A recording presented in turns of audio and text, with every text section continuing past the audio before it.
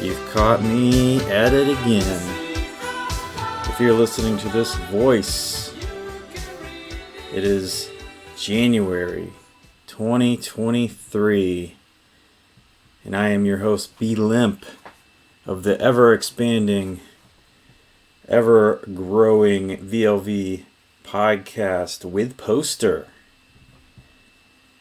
And I am still living under the tunnels of the New Vegas mini block in the dystopian future that we're all living in, with temperatures at 140 degrees on the surface level. I'm searching for other forms of life down here. I've had to fend off a few mutants. You know, I've, while posting on VLV, making my way to 100,000. Hopefully get there by the end of the year. If anybody can challenge me, I dare you. But most people on VLV, by today's standards, are cowards. That's fine. That's okay. You know, you'd rather talk about split releases and things like that. And the reason why I started the Void Faith is it the origin of crossover thread. Some maniac mutant down here tried to claim that right before I put them out of their misery. But thanks for the clarification. You know, I don't want to think I'm going crazy down here.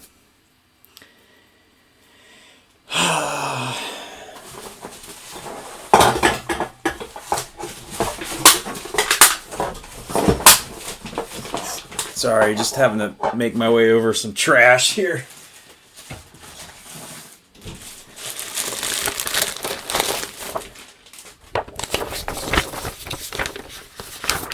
Let's see, what do we got? Anyway, I talked to the TheOlsenTwinz Plus, and I had a lot of fun talking to them, and I think you'll enjoy this interview of sorts.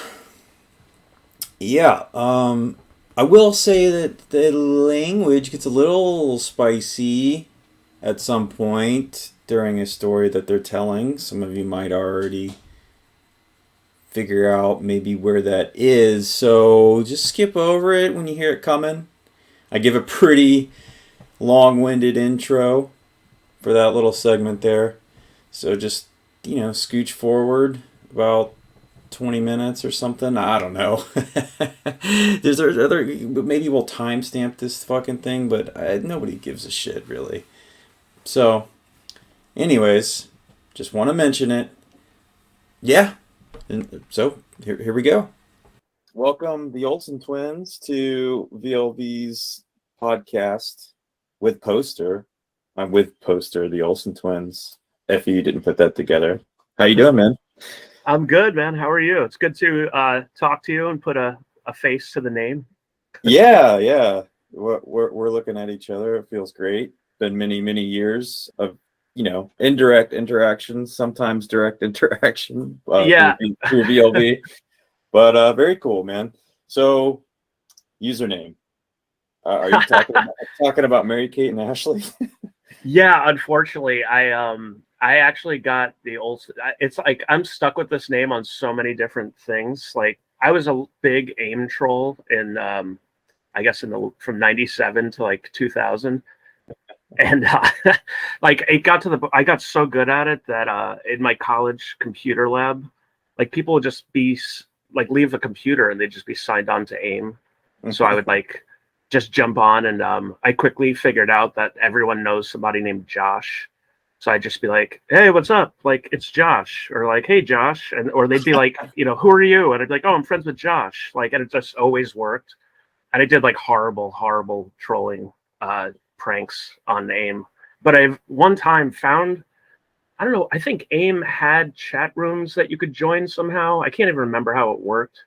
But I went into some chat room, or maybe I was like messing around on some other chat room thing, and I told some kid that I was one of the Olsen twins, and he like DM'd me and was like, "Are you really one of the Olsen twins? Or are you just kidding?" And I was like, "No, I really am." And it became this like it went on for like 3 or 4 years. And so I made a name called the Olsen twins, and like he would just confide in me about his life. Like it was so, I'm gonna go to hell for like years just for that thing. And he was like, "I used to watch Full House with my mom. It's like it's so cool to talk to you." And it just went on for like years. And he would just tell me about like how his like grades were, and like I think he was in like junior high. It was awful, but yeah. Oh my gosh. Fast forward to VLV times. Like I picked that as my username, but that was also like my eBay name and like PayPal name and like my email that I used for PayPal and stuff. So I'm still stuck with it on like 4 different forums. So yeah. Yeah. I feel that's pretty common thread between a lot of the people users I've talked to is like back in 2004, you pick a screen name or whatever, and it just ends up being everything. Right. Yeah. I'm glad I didn't just use my real name, I guess, but it has like weird pedo vibes or something. I don't know. It's not the best, but Yeah. When you say aim trolling in like chat rooms, were you busting out like macros and shit, like just flooding?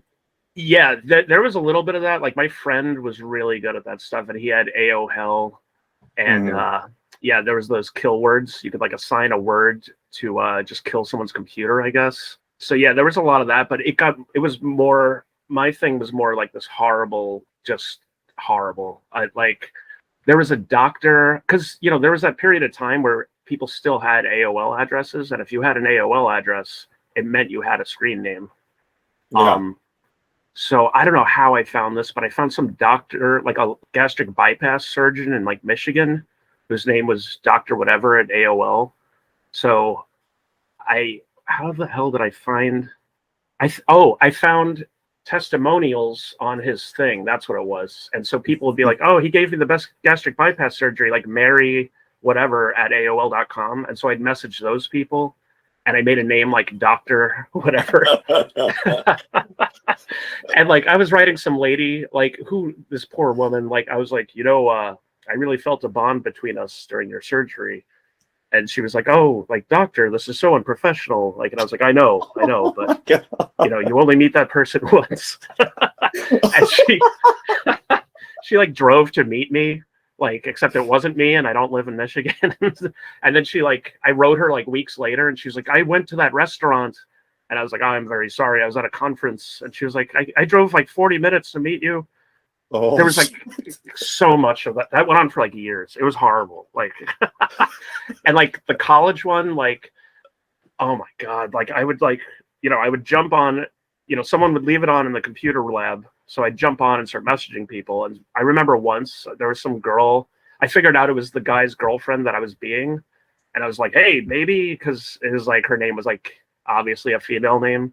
And she was like, "What are you doing? Like, you're supposed to be heading back home." And like, I somehow figured out that he was visiting someone at my college. He didn't go to my college. So I was like, I think I'm going to stay here. Like, I banged like 10 girls last night. And she's like, "What the hell?" And then she was like, "I'm going to go there. Like, you were supposed to be with Jared." And I was like, "Fuck Jared. Like, I'm just going to like do my own thing." And like, like I probably ruined this guy's relationship. Like, there was, holy shit, dude. Yeah, there was so much of that. It was so bad. It was so bad. And like I used to save them. I had two friends that like wouldn't really do it themselves, but they joined in the revelry of evil. And I'd send them like transcripts every time, like, "Oh, I got a new one. Like, check this out." But I lost that email password, so like they're all lost somewhere on like a Hotmail account. So I can't even. Yeah, it's probably for the best. Yeah. Maybe best left in memory. And wow, that's that's some intense trolling, man. It was bad. Well, when did you join VLV, and like what was your avenue to getting on? How'd you hear about it? What was up with that? Yeah, I was big on the Guyana Punchline message board that I guess Chris Bickle ran. Okay, who so are long these? ago. I'm kind of a noob with some of these Oh, people, okay. so yeah. He's the guy who was in Inhumanity. Hmm. That's like the band that coined the term emo violence. Okay. Um, I think they're from like Columbia, South Carolina, I think. And I was really into that band. And then he started this other band called Guyana Punchline. It was very like irreverent. It was kind of like Dead Kennedys meets Power Violence, I guess. They were really cool. Both those bands are really cool, but they were like really witty lyrics, and like he did like his own layouts and stuff. And Hmm. like he still does like awesome stuff. He's like making films now and stuff. Oh, cool. Yeah, So but this band had their own message board? yeah, I can't remember exactly how it worked, but I know that was probably like 2002. And yeah, I guess just on his page, he did a lot of like silly things. Like you could like write him and like ask him for advice, and he set up some like early internet like advice Hmm. video thing on a page or something. But yeah, part of it was this message board, and I'd never really posted on message boards before. Like I was definitely on the internet since I was a kid, but message boards was like a new thing, and it was pretty lively and like fun, and it was just awesome being able to talk about music and stuff with random people. But Yeah. it went down one day. I think he told everyone like, I'm not going to do this crap anymore. It costs too much money or whatever. And then I messaged him and I was like, is there anywhere that's like this? And he Hmm. said, there's this thing, vintage Viva La Vinyl. So that's how I joined VLV. So I was just like, okay, I'll do this there. Um, Yeah, yeah. yeah. So probably like 2003, it must have been that I joined VLV. Yeah, and it was really lively at the time. So I think I'm assuming it started like 2 years before that, probably. Hmm. Yeah. Yeah. Cool. Is that person, are they still on VLV or probably not? I don't think he is. He used to. I know on like I also post on BCO, and I know on BCO he posted as Smashismo, Hmm. and he might have posted with the same name on VLV, but I don't think he does either one anymore. Or Yeah. Smashism might have been his name. That was like one of his Oh, like okay. Yeah, things. yeah. I Yeah, remember that yeah, for sure. Yeah. yeah.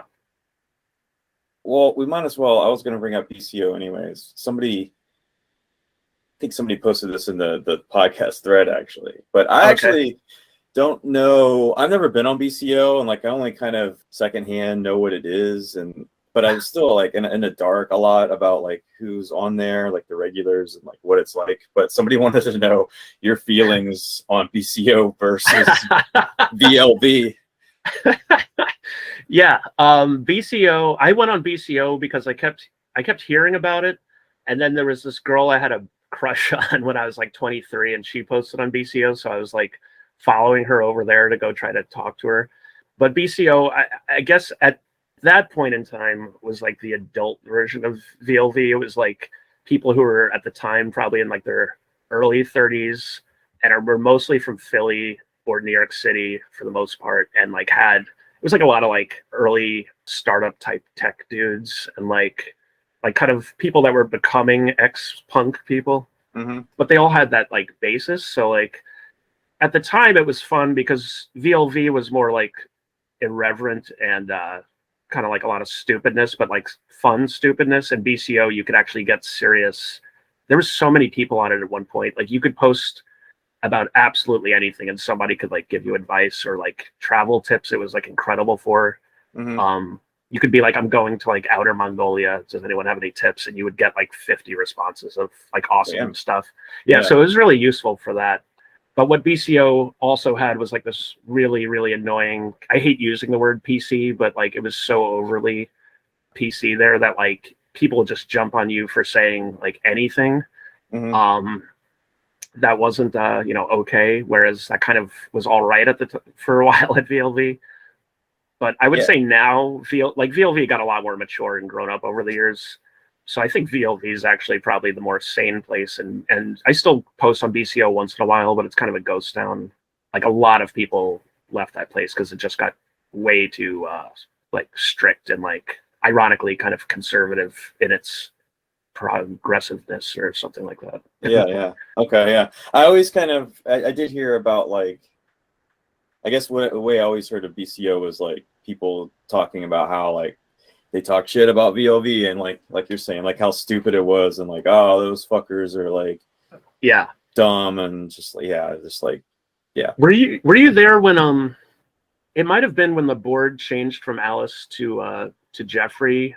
There was like this mass like refugee camp of VLVers that had to go to BCO for like 3 months. I don't remember that. Yeah. That was amazing because yeah, BCO always looked down on VLV. They were like, oh, that's like that stupid little kid's vinyl board. Mm-hmm. But like 30 of us went over to BCO because VLV was just gonna be down for like 2 months. And that was really funny because like people were just so angry on BCO about like it was like all these like crust punks with like their duffel bags like showed up to like crash on the couch of BCO for a while. Yeah. I'm sure some trolling and shit went Yeah, down. yeah. That's funny. But yeah. Word. So speaking of Jeff, well, you did make a thread that said something about you two had $38 worth of beer and you were just hanging out. So yeah, like how do you know Jeff? And maybe if you want to talk about other VLV people that you know in real life. Yeah. Totally. Yeah, I actually didn't know Jeff till he started I guess posting on VLV and then when he started running it. But a long time ago I had made these stupid songs on like Win recorder, like some kind of whatever the basic built-in Windows recording thing was, and I made like the Tushy Duty Man and like fart songs and all this stuff. But he contacted me on DM and he was like, I want to put that out on vinyl, like we got to do this.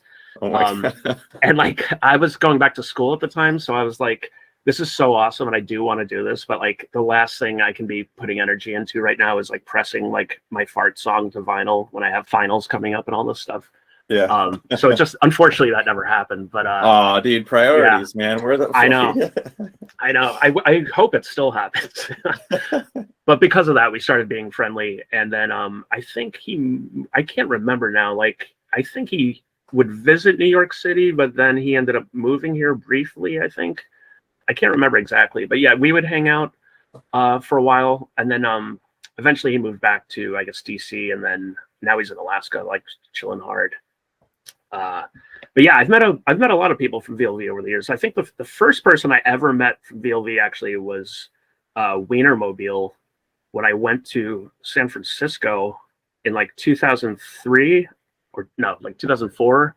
I had plans to meet him, and I had plans to meet Daniel Efferon, but he couldn't come out that weekend, and so I met Wienermobile at like a jump off the building show. I can't remember who else played that, but yeah, I met him, and then we went to someone's apartment. There was someone else who posted on VLV that was there that I can't remember his name. Like Eric Redacted, I think was his real name. I don't know what his poster name was. Okay. Yeah, but that was the first person I met, and then over the years, I've met a lot of people. I met God, I can't. It's so hard to remember names and usernames at the same time. Yeah. What was hanging out with a Wienermobile like? Was he? He was cool. He was a weirdo. I mean, he was kind of like what you would expect from his posting. He was just very like just kind of like all over the place. I was like, you know, it's like that weird thing too when you go to like a new city and you don't know what the hell is going on. So, sure. You know, within like an hour, I'm suddenly at this like crazy punk show and like talking I'm being introduced to all these people and I don't know who anyone is. And then I'm going back to someone's apartment and like, so I was just kind of out of it anyway. But yeah, he I do remember that guy Brace who does that Truanon thing and that like horse piss granddad, whatever his name was, when he joined like the Kurdish rebels to fight ISIS. Like, you know that guy? No, tell me about this. Yeah, he was just some like San Francisco like punk kid.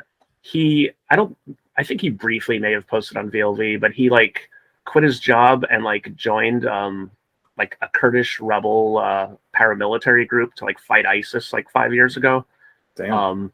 Yeah, and then he has some like kind of stupid super popular podcasts now that's all about like Jeffrey Epstein and conspiracy theories.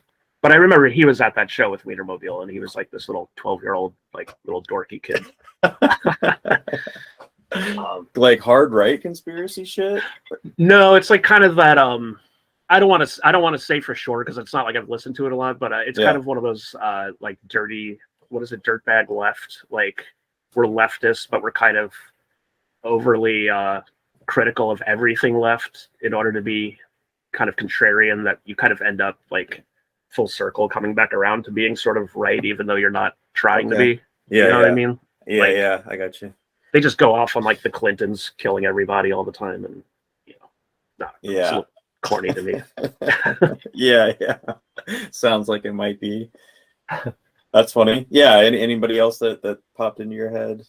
Yeah, I mean, well, I did get to meet Daniel eventually when he came to the city like 5 years ago for a weekend. So that was cool because we've DM'd each other or texted each other so many times that it's like one of those people that like you forget you haven't actually met each other. So that was awesome that we got to hang out. And then like there's been a lot of people that I just met at a night out, and they were like, "Oh, I'm so and so," and we had like a holy crap half hour of bonding, and then like you forget who exactly that was. But like I met Servo for like 20 minutes once, which was awesome. But we didn't get to hang again. There was this really nice dude. I think he posted as Blue in the Face again. I think his name was Tim. I always feel like such a dick that I can't remember anyone's name. But we met at like a Pogues concert. Yeah, he was from Virginia, I think. There's been a lot of people. Yeah. Name sounds familiar. Yeah. We're going to talk about the Pogues eventually. Sweet. So what about some of your like earliest memories, or like some of your like favorite lore, VLV lore, like legendary threads or like things that went down that still pop in your mind every now and then? I still crack up at me and Mike Simonetti, and who posts as Santa Dog and possibly posts as Killer Dude. There used to be like these threads that it's when you describe like message board humor and it's technically not funny, but you understand it. You post on message boards why it's funny. Yeah. Well, this is the place for you because anybody listening to this is posting. So. Exactly. So like around like 2005, I think I was like critically unemployed. Like I was just sitting on VLV and like drinking on like Tuesday nights and stuff like that. Yeah. And he would just post something like where he'd just be like, "Oh man, the Oscars are on tonight," and then like the first post would just be a picture of a champagne bottle opening, like, and it was just like the stupidest. Like it's so I can't even explain why it's funny, but like, or he'd be like, I don't know. We would post stuff just like when you find or like, "Holy crap! I just went to a store and I found like the first Velvet Underground 45 on a 7-inch for like $1 or something," and then you'd open it up and it would just be a picture of like a dog like looking at you. Yeah. And like so like there was a period of time where like those threads were like the funniest. I think they all got wiped, but like I'd be like crying laughing. So those were really good. There was one where it's also a Mike thread where someone gave him like photos from like Courtney Love's apartment or something like that. God, what the hell was it? But there was like this crazy like TMZ level scoop of like photos from inside Courtney Love's bedroom with like all these crazy antidepressants laying around and like pizza in her bed and like all this like weird shit. That was this was real. Yeah, it was. Yeah. There was some story like he knew somebody that was like helping her or something, and he quickly like took a picture of her bedroom.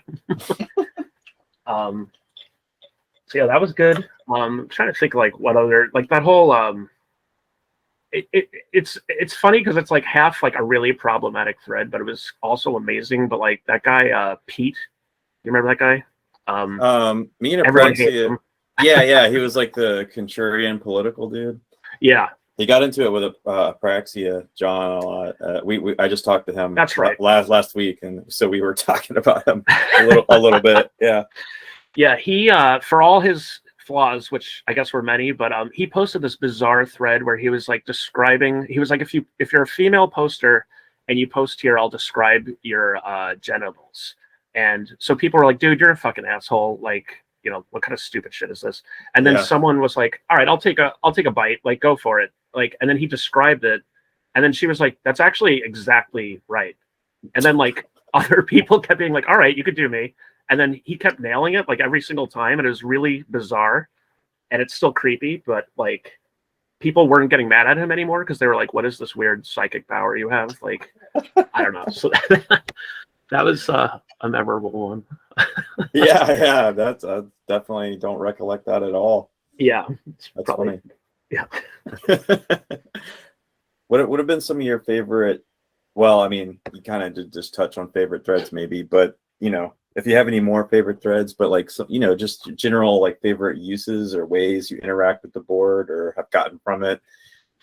Yeah, I mean, I do love that, like, for all the small talk and like whatever stuff, like you do know that everyone there for the most part has that common denominator of like being into music and whatnot, so Yeah, like yeah. it almost feels like strange sometimes to post about music on VLV these days, but like I like that you can just say like, has anyone heard so and so, like what do you know about whatever, and like someone will be like very knowledgeable and be like, you want to listen to this, and like this track is dope and whatever. Yeah. And I like that there's just like still a lot of like genuine enthusiasm on there. Like people aren't too jaded to like, not give a shit anymore. So like I like that there's that vibe to it. Yeah. I never got too big myself into like record trading and all that stuff, but I like that it's there. Yeah. Yeah. And like in recent years, like I really love that the film talk has like kicked off, and that people are like really passionate and knowledgeable talking about movies and whatnot. Yeah. It's all kind of like on the level that the music used to be on or whatever. It's Yeah. Yeah, the music has always been a big thing for me. Like even just recently, it's still alive. Like I posted about this Louisiana musician, like blues rock, like slide guitar, like wizard dude, Sonny Landreth, and I was like, man, I'm probably like the only fucker on here that knows about this dude. But I think he's God. So I can't recollect it, but I know they're posting well. They were just like, "Oh fuck, dude! I didn't think anybody else has heard of this dude." And I was like, "Oh, look at that!" Like, yeah, like you're saying, like somebody somewhere is like gonna bro down with you on that or like know about it or whatever. I was like, "Yeah, that's tight." Yep, that's our mush brain host again, not being able to remember a simple poster name. And I can't even remember it right now. I just opened the tab and searched the Cajun thread to find the goddamn screen name, and I can't remember it again. Community Lie is the poster. Community Lie shouts out, "For the love of God!" Yeah, exactly. Yeah, that's awesome. I don't know that guy. I gotta check. I saw your thread on that, but I didn't actually listen to the guy. I gotta check that out. Yeah, it's really cool. I mean, it's kind of corny, like when it first hits your ears, because it's like pretty sugary and like or whatever. But it's kind of like a lot of the like more singles or like radio friendly or accessible tracks on that album kind of sound like if Disney in the '90s had made a movie about like the Bayou, like the Cajun South or something, and like that was the soundtrack. But like, that it's like a good thing, it's but yeah, that's Yeah, sick. no, that's awesome. Yeah, I went to like have you ever watched Treme, the No. David Simon show? Like I love that show. It's really really good. And after watching that, it made me like I never wanted to go to New Orleans. I never really had any desire. But after I watched that show, I was like, man, I want to go there. And then I fell in love with it so much. I just went every year, like 4 years in a row. And it's funny how there was a big, it's not so much like what this dude plays, but like that whole kind of like New Orleans funk, the modern version of it had no appeal to me whatsoever. I was like, this is like cheesy and corny and like, Yeah. Kind of similar. It felt like a Disney sort of thing, but like once I was there and you hear that music like live there, you're like, okay, I get it now. Like it kind of clicked for me, and yeah. So I know what you're talking about. Yeah, cool. Any crazy? I mean, while you bring up New Orleans, and anything wild happened there when you visited? Yeah, yeah. I'm taking a break from New Orleans. Yeah, I went. Like I said, I went 4 years in a row. The first, I was actually just telling someone this story last night. Like, the first time I went there, on the first night, I went to this awesome place in the Bayou called in the Bywater rather, called Vaughn's, which is just like this juke joint, like aluminum roof kind of falling apart place. But they have like awesome local funk bands play there. I go there, like my phone got stolen like immediately. You know, and it sucks. Like when you're traveling, it's just the worst because it was like everything in your life is like on the phone. So yeah, that was just a nightmare. And like, you know, you try to sign on to Google to at least check your contacts or something, try to get in touch with someone, but then Google's like, you're signing on from a new computer. We're going to send a verification to your phone. Locked your ass out. Yeah. Oh my God. Yeah. I was like sitting in the hotel, like business center, like punching like walls, just going insane.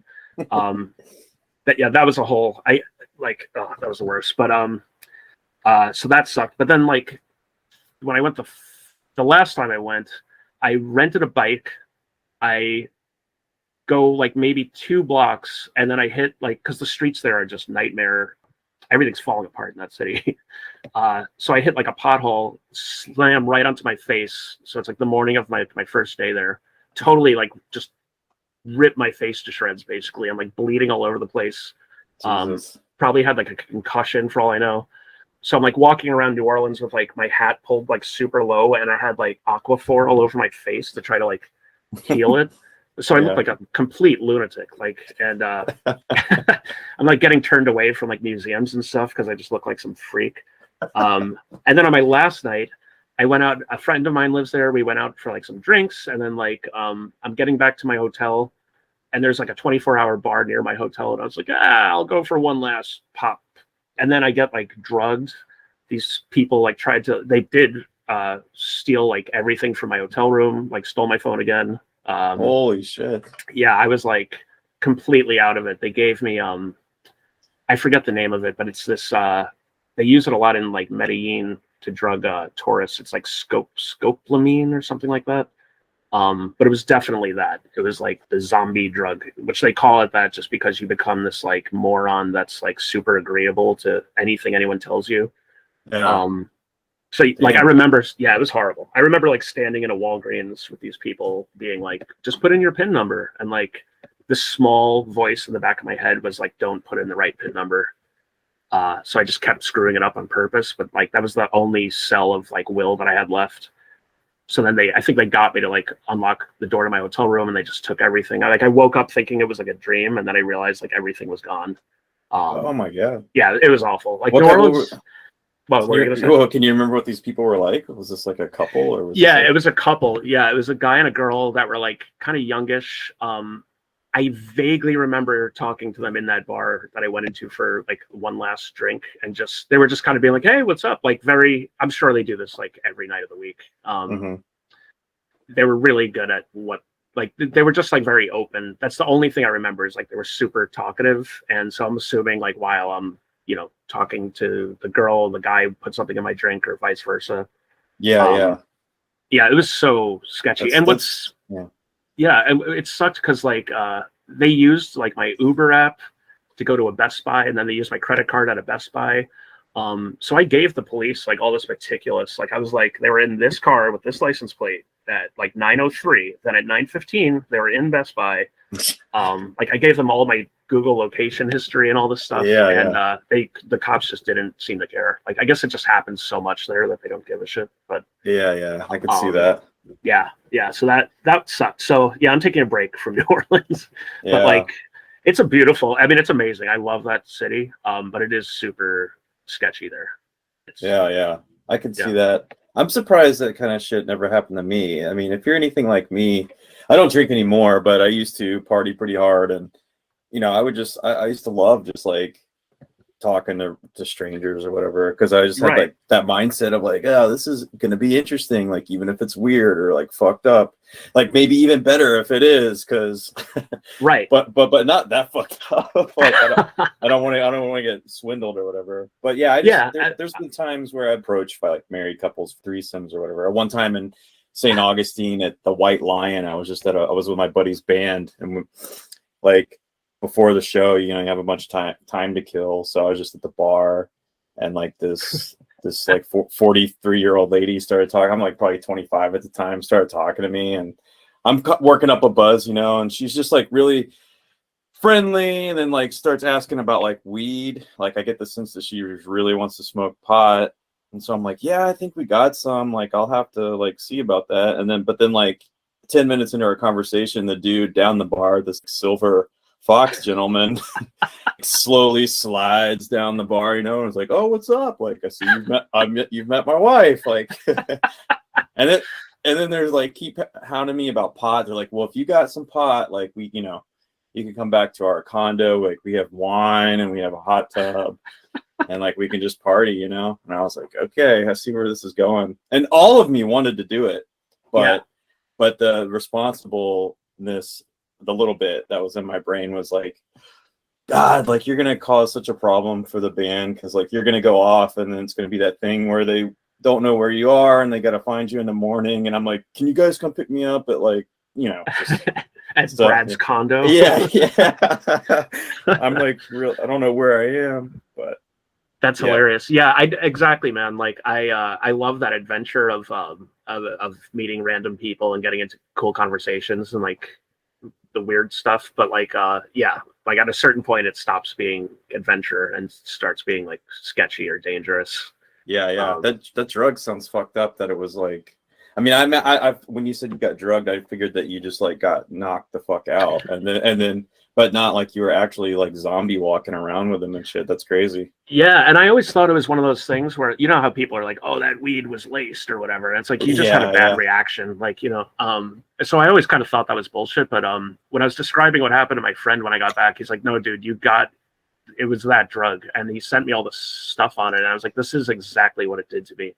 And then I was reading about it, and like it is rampant in New Orleans as well, but it's like a big thing in Colombia for some reason. But yeah, it's messed up. Like, and I could see how, I'm sure it was so difficult for me to just do that one screw up of my PIN number, but everything else I could see how you're just sort of like, okay, whatever, just take my wallet, like I'll open up the door for you.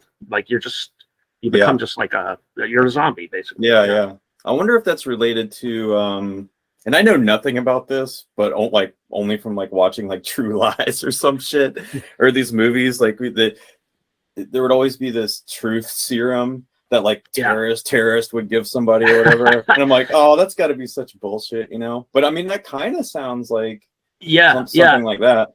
I know that's supposed to be like sodium pentothal, I guess. But it sounds like the same reaction. Yeah, I'm sure it's just some kind of you know, whatever I don't know, your like super ego, whatever controls your judgment and your conscious thoughts just shuts down, and you become this like total automaton. Right. Damn. Interesting. So I don't know how much you consider yourself as part of the punk DIY world, but I get the sense that probably quite a bit. I mean, what is like maybe like the most scariest or like harmful thing that's ever come out of that world? Maybe like show going, or like, I know like you're pretty big into oi and stuff, so maybe you had some run in with some skins or something, or just like some scary shit that happened. Yeah, that's a good question. I've definitely been around some very sketchy skinheads in my day, especially, I don't know, in New York. There's like so much of that. Yeah, I mean, I was friendly, like we weren't boys or anything, but like I was like, if you see them out friendly with like a bunch of the dudes that ended up like that I would see like when all that Proud Boys shit started taking off, I was like, oh, of course this asshole is like part of this shit. Thankfully I wasn't around, you know, any of that, but at shows, like there was one or two dudes like that I later realized like were part of that whole thing. But there was nothing sketchy that I got into with them. But honestly, I think the most violent stuff that's ever happened to me at shows was like more bigger name bands. Like I truly almost died at the Stooges at there was like a Little Steven festival in back in like 2004 or something like that. And the Stooges were so insanely violent, like the crowd. And it was one of those things where the crowd just pushes forward. And I think I was basically horizontal. Like I was like lifted off the ground and just like smushed, and like I could feel like my ribs giving in pretty much. I was like, I'm gonna fucking die at this show. Like that's the worst. Yeah. And I think one of the most violent shows I've ever been to was the Ramones. Like I've seen Oi shows that were way tamer. Like I've seen like what's their name? Drawing a total blank now. Oh man, my memory is gone. What is the name of that Oi band that's sort of sketchy? That's like every Oi band. Yeah. That's it. The whole Um, list went through my brain. Oh man. Well, the name's not coming to me, but like they reunited, and I thought that was going to be like a death fest, and it was not that violent.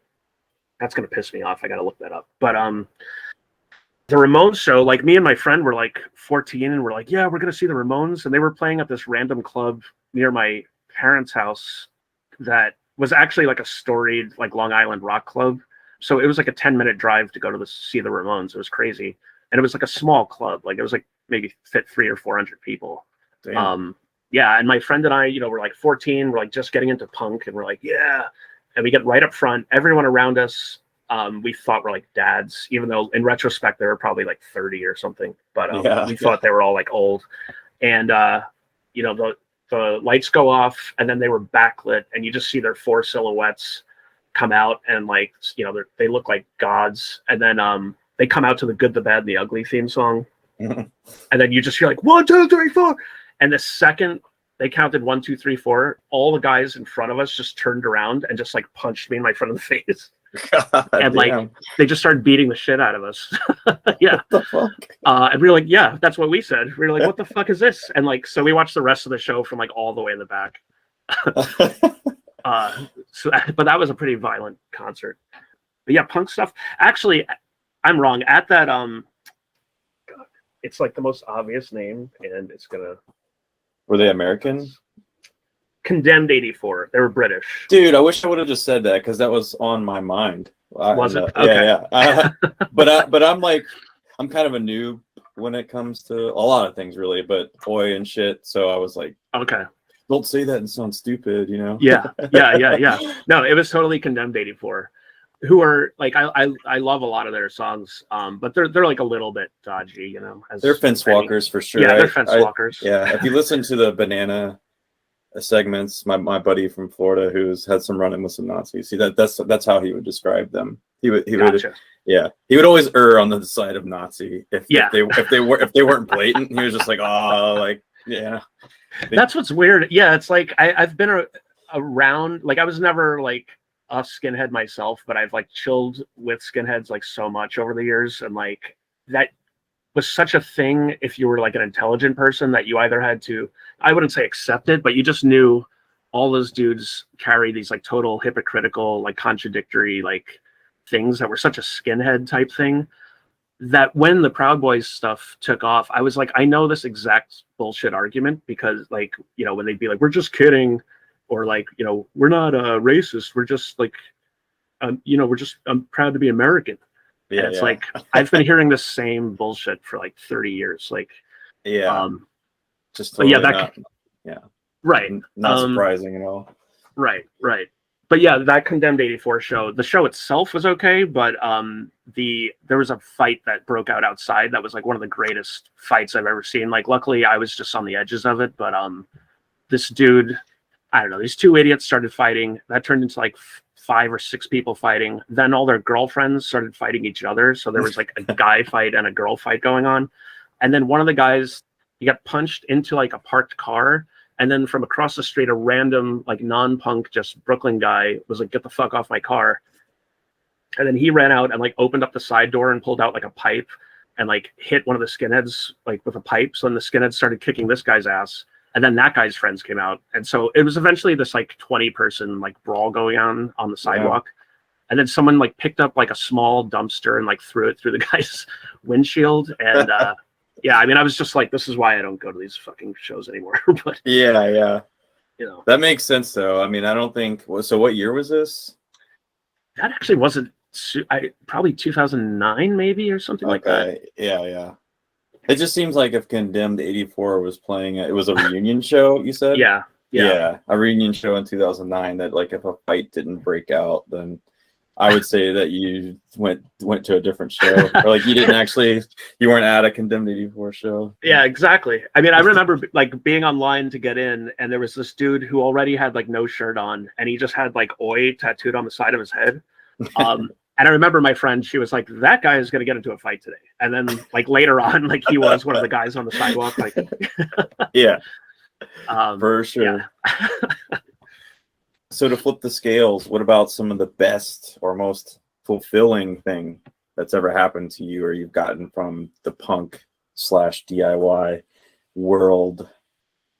That's a good question. I mean, there's that like kind of like abstract thing of just like being thankful for it just opening your eyes to so much, cool music, and just being like, kind of when you're around, like you kind of accept that that's just how your life is. But then when you're around like norms, it kind of reminds you like, wow, I'm so much more passionate about certain things than a lot of other people are, Yeah. Because it kind of, when you start growing up and like learning about obscure music and whatnot, it kind of, I think you start looking at all of life like that. You start digging up obscure movies or TV shows or just culture things. And so I guess in like an abstract way, that's what I'm most thankful for, is that it kind of makes you or encourages you to be more like questioning and inquisitive about what's out there. Yeah. But, I think that's a good, you kind of just don't think that life is surface, the surface level that you're getting all the time. Like let me dig in this area more, because I know that when I did that to music, like I unveiled like a bunch of awesome shit, Yeah, exactly. Yeah. And it's like, I'm not knocking friends of mine that are just totally like kind of basic type people. But it's like, I have a friend that I was hanging out with who's a good buddy from high school, but he was like, "Do you know any like movies? Like, I feel like I've watched every movie." Like, and he just he like watched whatever like new releases were out, and like he literally couldn't think of like anything to watch. And I was like, man, I wish I could like freeze time and just like watch movies for like 5 years. Yeah. It's a little daunting at times, because you realize there's more music. Like if no music ever came out, like if music just stopped happening right now, or films stopped being made, you'd still have enough for 10 lifetimes to literally watch and listen to. Yeah. I talk about that with my buddy a lot, like especially now that we're like in our 40s. Like he and I like we used to go after work like 2 or 3 times a week and just buy DVDs, like $200 of DVDs that we couldn't afford or something like that. And get records, and like we were acting like it was like Christmas every like 2 days. And like we text each other sometimes, and we're like, do you realize if we just stopped right now, like you feasibly could not watch everything or listen to everything that you've amassed at this point? Like, it's not possible. Like, Nope. Yeah. And it's like, music you can at least ostensibly have on while you do something else, but like a movie, like you can't just throw on a Criterion collection and then go like change your tire on your car or something. Yeah. You could, but you wouldn't have anything to say about it. But right. Yeah. It takes a lot of focus and shit. Yeah, man. And then like, you start digging and doing research, and you realize that, Hitler's like probably still alive and shit. It's crazy, man. Yeah, it's wild stuff.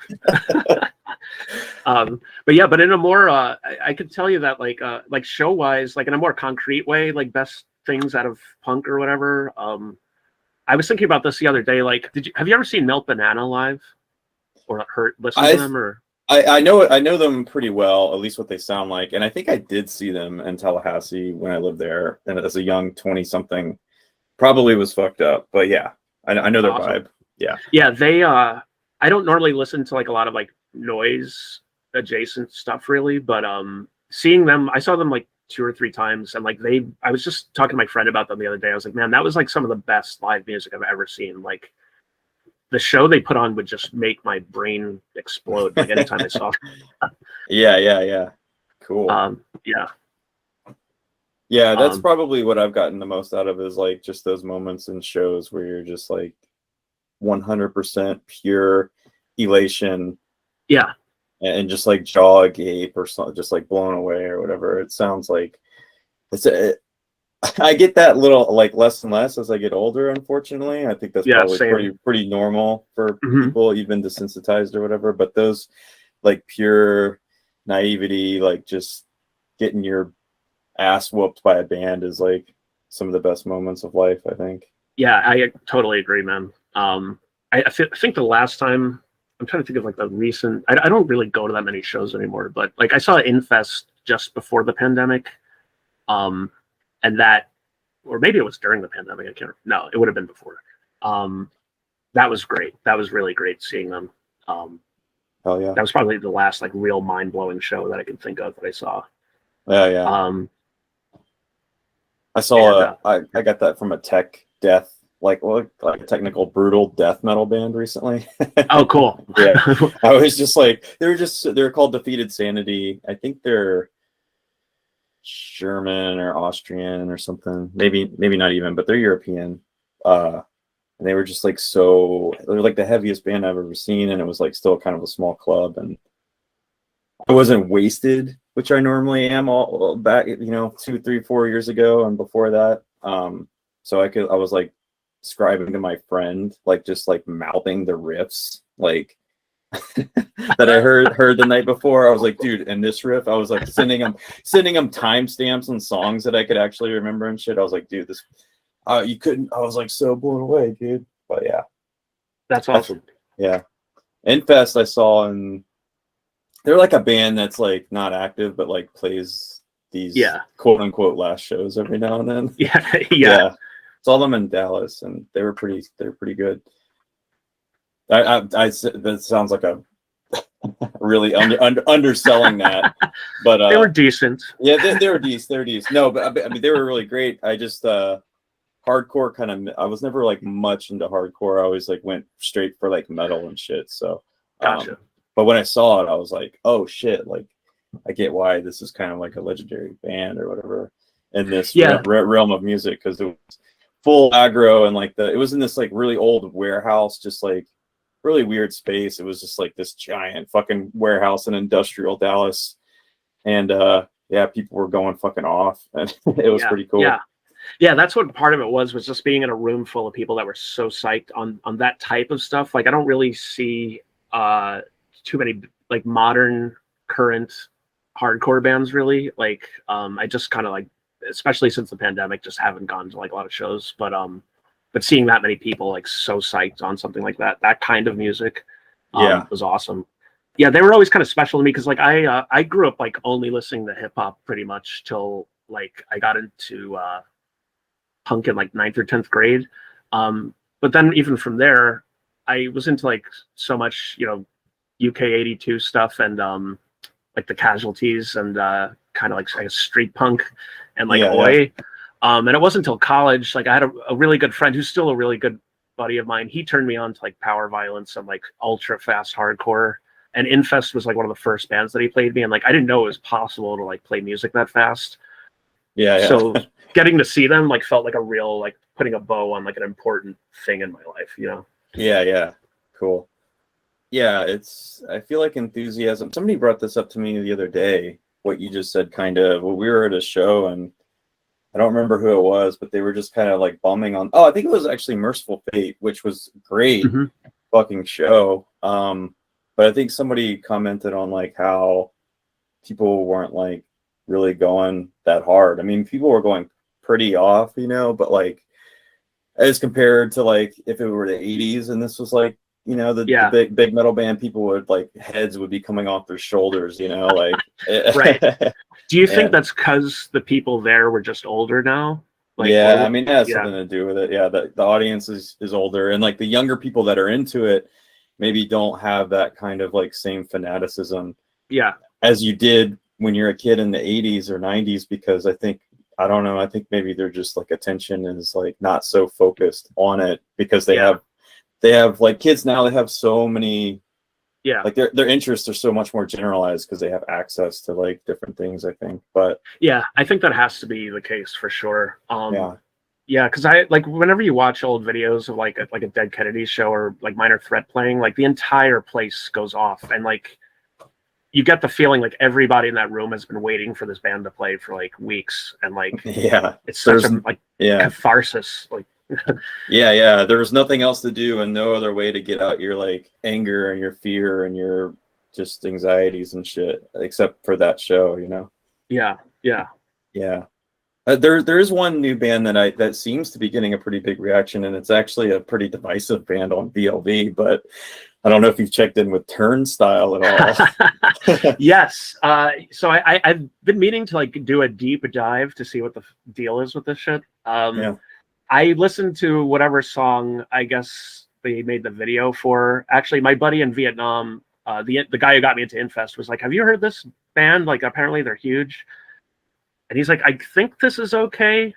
And like, I had kind of the same feel. You know, when you like listen to a modern band, whether it's punk or anything else, like you're kind of like, I think I would have liked this if I was 16, but I can't tell for sure. Hard to say, yeah. Yeah. So like, that's kind of what I felt about it. I was like, this is better than I expected it to be. I thought it was going to be really cheesy. Like, I don't know. They look like or sound like they would be like sound like Crazy Town or something. Like Right. You know. So I was like, this is better than I thought it would be, but I also kind of think like the ship sailed on me being able to like give a shit about them. Yeah. No, that's their earlier stuff. Not to be that guy, because I'm never that guy really, and I don't. But especially with a band like Turnstile, I'm not trying to fucking like would be a whack band to gatekeep or whatever. But the early stuff, when I first like, I guess 5 or 6 years ago now, when the early shit was coming out, like it was very moshy, and I love like, you know, like, all right, like song stops, like the crash cymbal or like whatever. The halftime's coming, you know, and then it's just this big fat groovy mosh riff, you know. Like I love that. The stupider the better. And they had a lot of that stuff in the early records, and I was like, damn, this band is like kind of exciting and fun. It was giving me that like just like fun, youthful hardcore vibe, and like I definitely like bought in.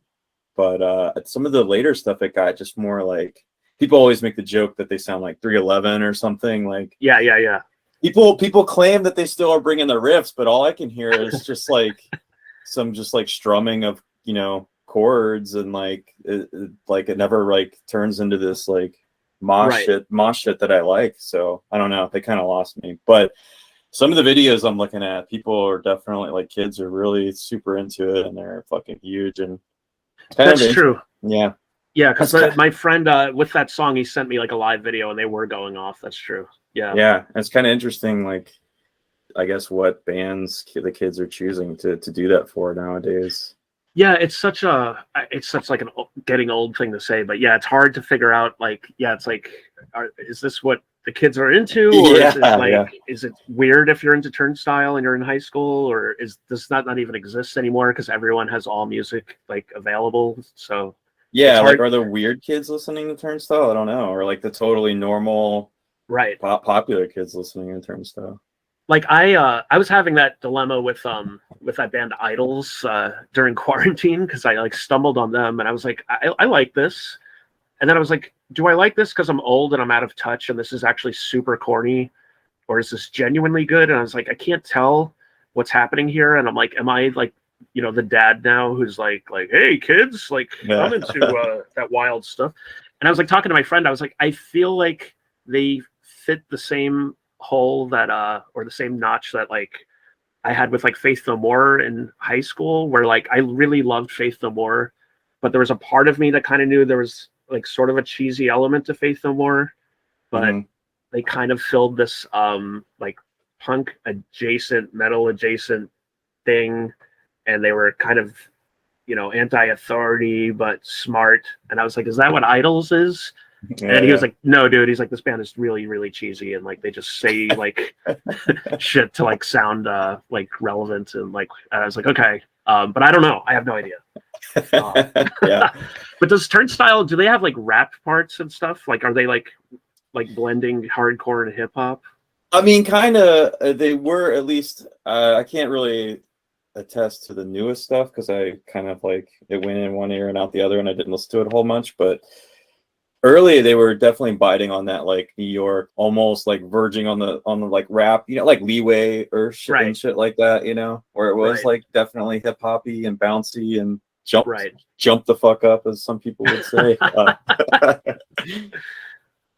Yeah, that's all interesting. I wonder I mean, I'm a fan of cheese. It's like I like cheesy shit. I just bought Oh the yeah. new Devin Townsend album, for God's sake. Like there is probably no cheesier musician than that guy. Right. I should start a thread on him and see what happens. But Yeah, you should. yeah. So it's like part of it is just picking and choosing. Sometimes I don't even understand my process too. It's like, why do I like this cornball and not this other shit? But Yeah, it's weird. Like, yeah, I've tried to dissect that too. It's weird. Like I try to I feel like I need some kind of, this sounds so cheesy saying this out loud, but it's like I feel like I need some kind of like genuineness to hang on to, or some kind of like rawness, even if it's not, if the sound isn't necessarily raw, but like some kind of like I need to know it's not completely manufactured and fake, even though I do like some totally manufactured music, but like I don't know. It's hard for me. Like I recently got I totally missed the boat on like the Smiths and Morrissey when I was like supposed to be into them as like a depressed 14-year-old. yeah. But like in this past summer, for some reason they finally clicked, and like I used to shit on all my friends that were into them, and like I was like, fuck that depressing crap. Yeah. And then I became this like insane like Smiths head over the summer. And I think it's because I wrote them off for so long as just having this like 80s kind of sound and like not being like a real band, and like I don't know. And then once I was able to like mentally categorize them as like a real band, it like clicked for me. I don't know. This all sounds a lot more like superficial than I'm trying to sound. No. Yeah, I know what you mean. Sometimes it just happens. I've talked about on this podcast many times. Like I just wrote off so many like seminal bands for so long, and then now I'm approaching 40, and it's like, God, like I didn't get into X like amazing band until I was 40. Like Fleetwood Mac is a good recent example. Like Yeah. all those Buckingham Nicks records have just been like blowing my mind. But in a way, it's kind of cool that I can appreciate it as an older person with like I would say, not to sound too dorky, but with like a better discerning mind, Yeah. or like seasoned mind as far as like music is concerned, because I don't know, it's doing a lot for me lately. No, totally. And sometimes like it just wasn't the right time, you know, like now it's the right time. Like that's how I feel with like the Morrissey stuff. Like I was like that wasn't for me in high school. Like I needed to hear like angry like punk stuff. Like that's like Dead Kennedys was what I needed when I was 14. But like now that's the Smith stuff like hits me way more than I cared about when I was like a teenager. Ironically, because I guess it's supposed to be vice versa. But and it's fun too, because you just get like fresh music to listen to when you're like feel like it's stale. You're like, wow, like this band that's just always been here orbiting off to the side, and now I'm like tapping in and totally like a bit of fun. Yeah, my friend always says like any music you haven't heard is new music. So like, you know, it doesn't matter if it came out 40 years ago if you never heard it. Yeah, exactly. So did you like, have you gotten into like those early Fleetwood Mac albums, like the bluesy ones, like the no, Peter because Green? no, I haven't, and I kind of hate the blues rock, but I'm gonna go on record now saying that, because in 10 years, like the very same thing that we're happening could be where I'm just like, oh my God, why did I never understand the blues? You know, like yeah, totally. Yeah, that stuff's really good if you're into that stuff. But yeah, you might come around to it. So you skipped like did you skip all the like starter punk stuff? Like, did you not give a shit about like Operation Ivy and like that was never really in where I'm from in Northwest Florida, we were all about like I went kind of from just like radio rock, like I had like Stained and Nickelback CDs and like Incubus CDs and shit, and then started discovering like some kids in my school were like that I'd befriended were like the weird kids at lunch or whatever. They had like were dyeing their hair black and wearing Dickies, and like I was like, oh, what's this about, you know? And so once I became friends with that crew, like they were all very heavily into Christian metalcore, like Tooth and Nail and shit like that. So that was kind of like my jumping off point for non-mainstream shit. And then I was like always definitely aware of like some of those punk bands, but I never really got into it So I'm kind of excited actually, but I do like pop punk and shit. I mean, I don't know how much of that is actually pop punk, but like I'm kind of excited to go back and like listen to some of these seminal bands or whatever. Like if you can like Operation Ivy and shit like that, or No Effects. I didn't really listen to No Effects that much. I did start to appreciate them and Bad Religion because my roommate at the time, Banana, the skinhead dude, like listens to a lot of that shit, and I was like, oh wow, this shit is like pretty cool. It's like definitely corny, and for like you can see how it's for a teenager, but it's like there's a lot of like merit in the songwriting and like the hooks and shit, and like I kind of like started to realize like, oh wow, these are like actual songs, and this is like pretty cool stuff. So that whole world is like something I still got to unlock. So I will one day. Yeah, no, that's awesome. You know, like, there's so much out there, obviously, to get into. Yeah, I skipped over both those bands too. Like, I just I was so locked into like oi and like street punk and stuff that I was like, oh, that's like cheesy bullshit, like whatever. So like both those bands are kind of new to me too. I listened to a little bit of Bad Religion. No Effects I always like wrote off as like, because there was like, I was like one of maybe 2 or 3 kids into like British like 82 punk in my school. And then there was like a couple of other kids that were like just pop punk kids. So, you know, you're like 15 and you're like, fuck that. Also, like, you just want to be the most like diehard person sometimes. So I was like, fuck No Effects. So I still have never really heard No Effects, but Bad Religion I listened to a little bit. Yeah. But there's, I'll tell you one thing, like I think it's the second Bad Religion album. They like tried to hide it because it was like their real push to get on a major label before they ended up being kind of popular.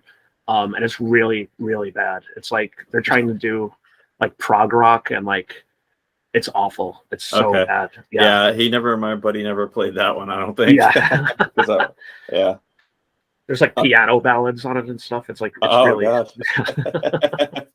I was super into like the sugary skate punk for a minute, because I had a friend in high school that did get me into some of that, like No Use for a Name and Lagwagon and what's the more ska one? Less Than Jake. Less Than Jake and like Millen Collin or something. Yeah, for sure. All those, man. Yeah, I really like. I still do kind of like that real saccharine, sugar sweet melody, vocal melodies and stuff like that, or whatever. MXPX, that was a Christian one, I think. Yeah. Yeah, I never really listened to those bands, but like I've been, you know, you're always kind of like, I'm not into that, but at least that's cooler than I don't know, Backstreet Boys or something, or like whatever everybody was listening to. yeah. And even when it comes to like the little bit of like oi that I started getting into, I really like, the catchier the better for me. Like 100%. Like Cox Bar and shit. I was like really blown away when my buddy would first play me Cox Bar. I was like, wow, this band is like so catchy. Yeah, they're fantastic, and they're almost like, it's almost weird that they're an oi band, because they're not. I mean, I get why they're thrown in with that, but musically they're way more like a glam rock band, or like glam adjacent, kind of like just a pub rock glam band. I can see but that. I agree though. Like oi should be super catchy. It should be really violent and catchy. That's the way oi should be. Okay, yeah. From what I've heard, I would agree. What, real quick, while we're talking about it, like what would be your best oi, like maybe 5 or something, like your best oi records? I'd say hands down the best oi record is The Last Resort, Skinhead Anthems. That's like definitely the best. I think like their best moment is probably like Skinheads and Stay Press, or like Resort Boot Boys is probably their best moment. Like that single track just makes me want to like beat the living shit out of like the first person I see. Way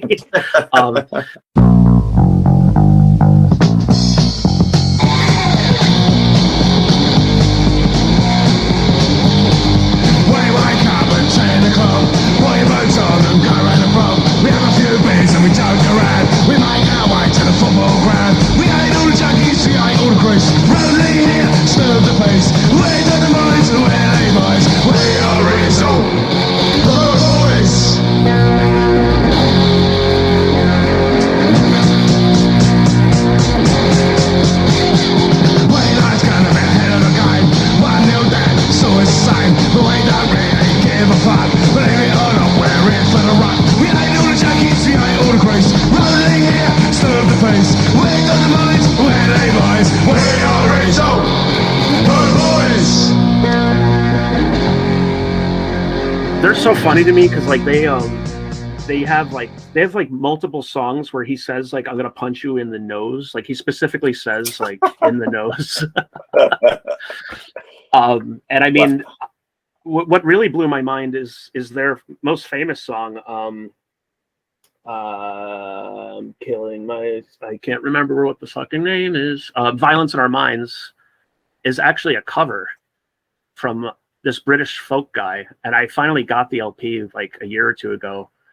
And it's like just a British folk song that this guy wrote in the 70s about. I think he's sort of mocking skinheads, but they took it and covered it and made it like the greatest Oi song ever. Oh, cool. Yeah, so I really love Last Resort. I also think like they have a couple tracks that I think if Oi psychedelic music can exist, they figured it out. And I don't think it's on purpose, but there's something trippy to me about that track Soul Boys. It's like the recording quality and there's like a delay in it, and like there's something just kind of psychedelic to me about them. So yeah, I love the fidelity. Last Resort's like perfect to me. I would say the Templars overall, just like their oeuvre or whatever, their discography is super high up there for me. That's one I'm familiar with because my roommate liked them a lot. Yeah, they're great, and I just because I'm in New York, like I know them. They're really nice guys too, which also helps. Like when you know that the band themselves are cool people. Yeah, for sure. Yeah, and they're great, and like seeing them live is like a great show. They so, they still play and stuff. They don't play as much because they're all kind of like all over the country now, and like they have kids and whatnot. But they'll get together like once in a blue moon and play a show. I think they get offered tons of money in Europe, so I think it happens more in Europe. But you should definitely go see them if they ever come through, because they bring it. Yeah, well, for sure. Yeah, and like, yeah, I don't think they really have ever put out a bad album, but like the 10-inch they put out, it's like, I forget the years, but it's like 1290 to 1312 or whatever that is. It's like a 6-song 10-inch EP is fantastic. Okay, I'm cheating right now. I got Discogs up 1118 to 1312. Yeah, that's it. Yeah. Okay. Cool. Yeah, that's great.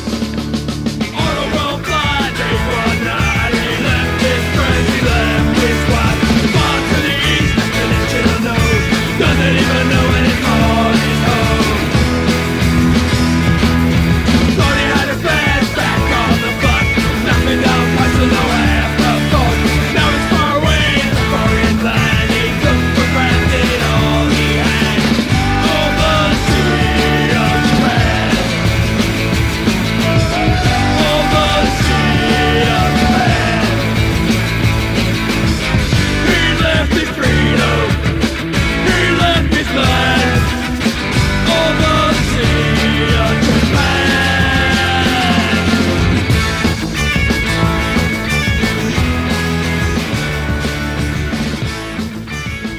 Honestly, I really like Combat 84.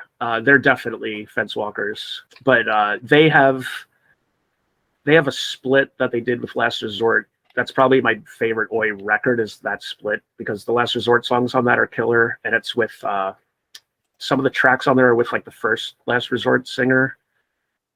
That's really good, and the Combat 84 tracks are awesome. It has that very problematic song Rapist, where it's like advocating for a stronger government. Which yeah, I saw this terrible who are now Proud Boy adjacent female Oi band in the 90s called the Devotchkas, and they covered that song. And like the irony of being in a room full of like punk people and they're all like, we need a stronger government. Yeah. It's just idiotic. Yeah. I mean, you already kind of touched on the hypocrisy that comes with a lot of this. But that's one thing that always kind of blew my mind is how anybody that's like skirting up against NS politics, like that is like a regime, if so to speak, that would feature like very strong government presence, you know. But like today's right wing is so anti-government, and like it just doesn't never jived with me, like the way people I talk to or know that have right wing or like engage with like in a debate or something like online or whatever. Not that I do this a lot, but it does come up like in some circles that I am, like mostly because of certain metal and shit like that. I'm just like, you do realize that Uncle Addy like wanted like that's some iron fist government shit, bro. Like, I don't know. Yeah, it's very nihilistic. I mean, like, you know, Oi came out because that first wave of punk was very much like art school, probably like rich kids. Maybe not all of them, but it kind of had that vibe of like artsy fartsy, kind of like bohemian kids. And so I get why the reaction would be like, we want to sing about working and drinking and like being poor and like having like a blue collar life. I get that, and like taking back the bullshit of the lyrics and just making it very, very real. And that's cool. I understand that. But I think like that reactionary element just never left it. And so there's such a, like you're saying, like, it doesn't matter if it logically makes any sense. Like, it'll just be like, well, you don't want that, so we want it. Like, yeah. But I would also say, just talking about Oi some more, the Oxblood record is awesome. That is like a slept on Oi album. They're another New York City band that I think once in a blue moon they'll play a show, but they're pretty much not really a band anymore, I'm pretty sure. Maybe they got back together, but that Crime Stories LP is like, that's what I want Oi to be. Like, it sounds like the singer is going to come to your house and like beat the shit out of you. And like, it's super fast. There's no bullshit. Like, I don't even know if there's any solos on it. Like, it's just like, I want to beat the crap out of you, and I'm going to tell you.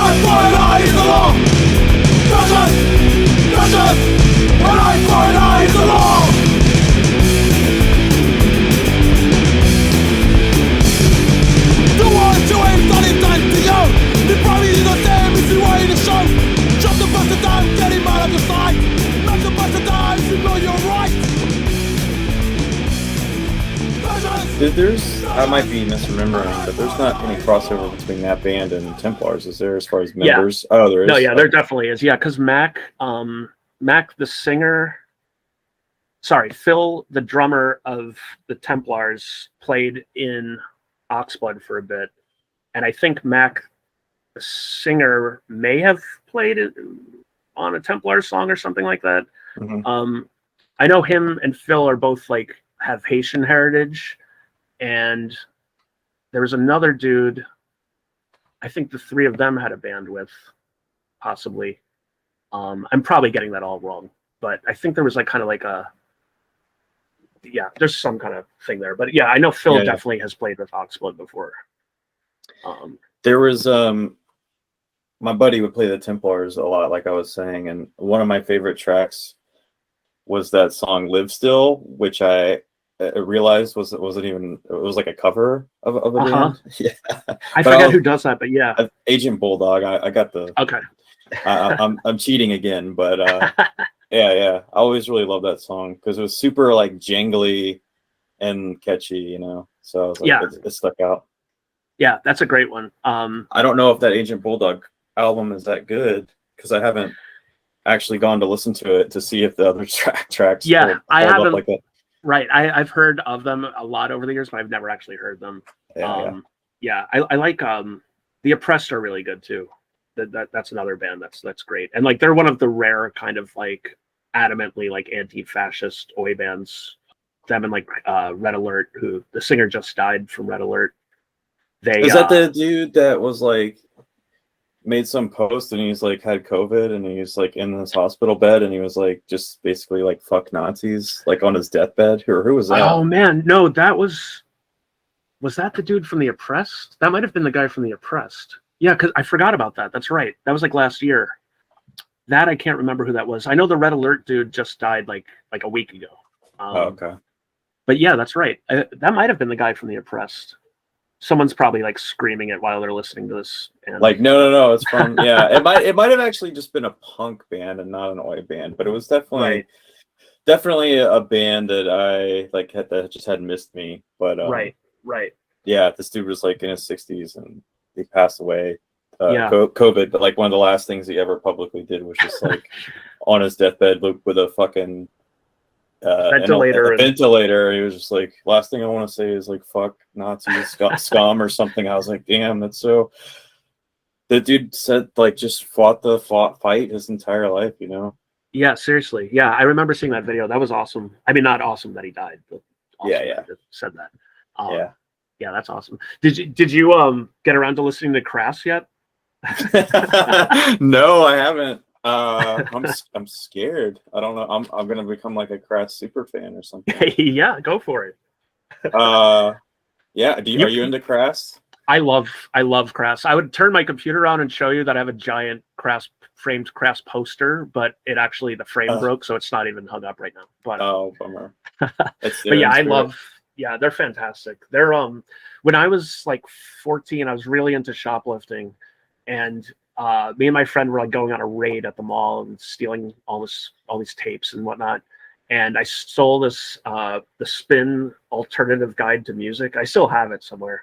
And that thing like is responsible for like everything I ever got into, like 50% at least, if not more. Like that, I don't know what they put in that book, but somehow to this day, if I flip through it, I'm like, holy shit, there was a whole chapter on this band that like I actually ended up getting into. Damn. And but Crass, that was the first place I heard of Crass, was in the Spin Alternative Record Guide. And I remember the first paragraph was something like, you know, if you think the Clash is like the poster boys of like, you know, political punk, like you need to hear the real deal, which is Crass. And it was just like the best selling point for the band, you know, and just the way they were describing them, I was like, what the fuck is this band? Yeah. I love Crass. They're so good. Cool. Dude, are they a Divisive band, or am I misremembering that? Because I feel like every time I've heard them on VLV, I see people that are like, dude, Crass is great, and some people are just like, no tracks, like bullshit band. Yeah. I'm like, what the fuck?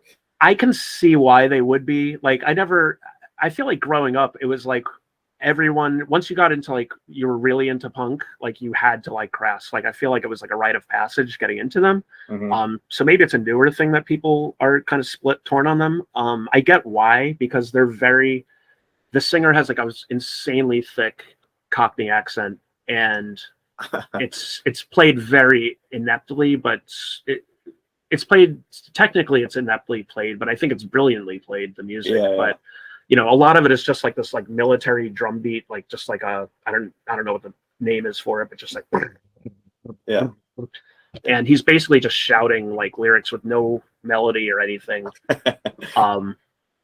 But I think they're fantastic. Very, very crude, raw shit. Hey. Extremely, yeah. But it's brilliant, and they did really cool stuff. Like, I mean, they have an album called Penis Envy that's just about women's issues and feminism, and he doesn't sing on that record at all. Like, they turned the vocal duties over to like 2 women in the band and had them sing on it. So there's a whole album where the sound that you're used to isn't their sound, because it's different vocalists.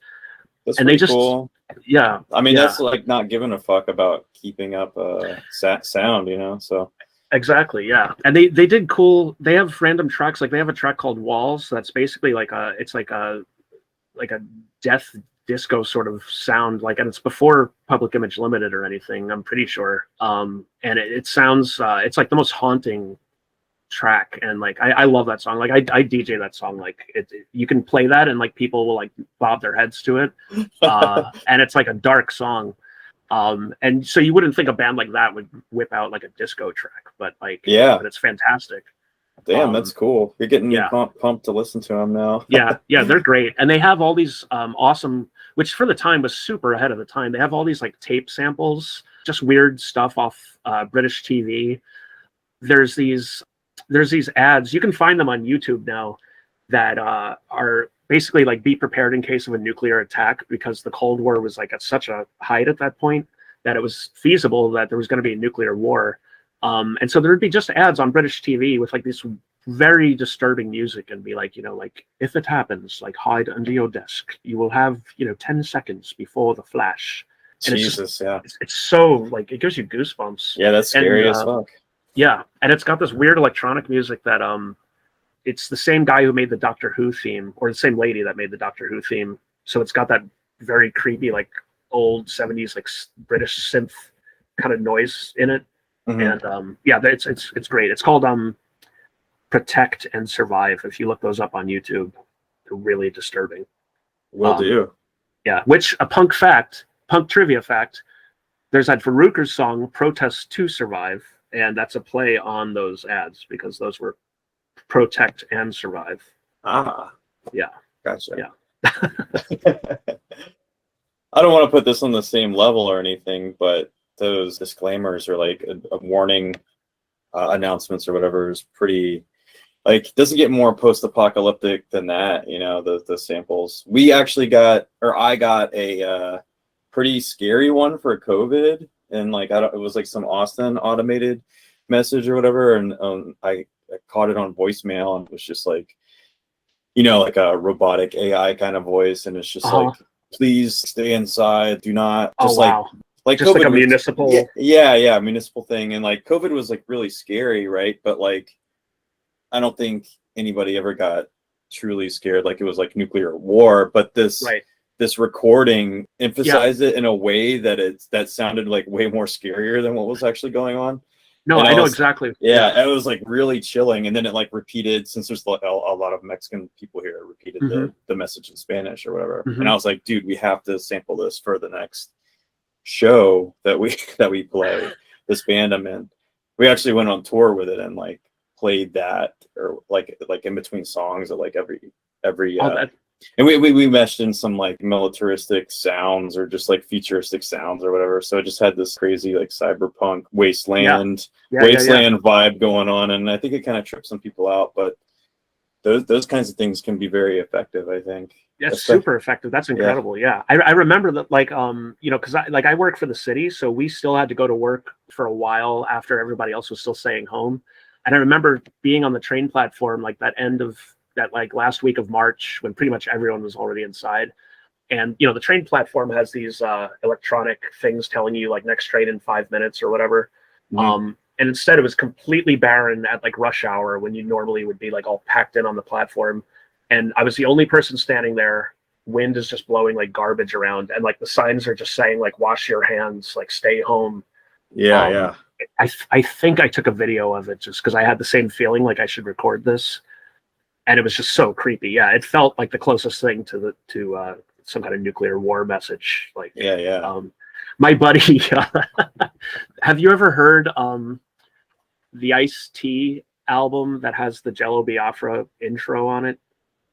Maybe once, but I don't know off the top of my head. There's an Ice-T album. I forget what the album is, but like they're friends. And so Jello Biafra recorded the intro to his album. I think the track is called like The Sound of Free Speech or something like that. And it's Jello Biafra like giving, it's supposed to be a government message, and it's like, your rights are now abandoned. You must be subservient to the government. This whole thing. And so my buddy lives in upstate New York, and he said like when COVID happened, he was just driving up and down Main Street like blasting that track. And like people were like looking terrified. Like, what the fuck?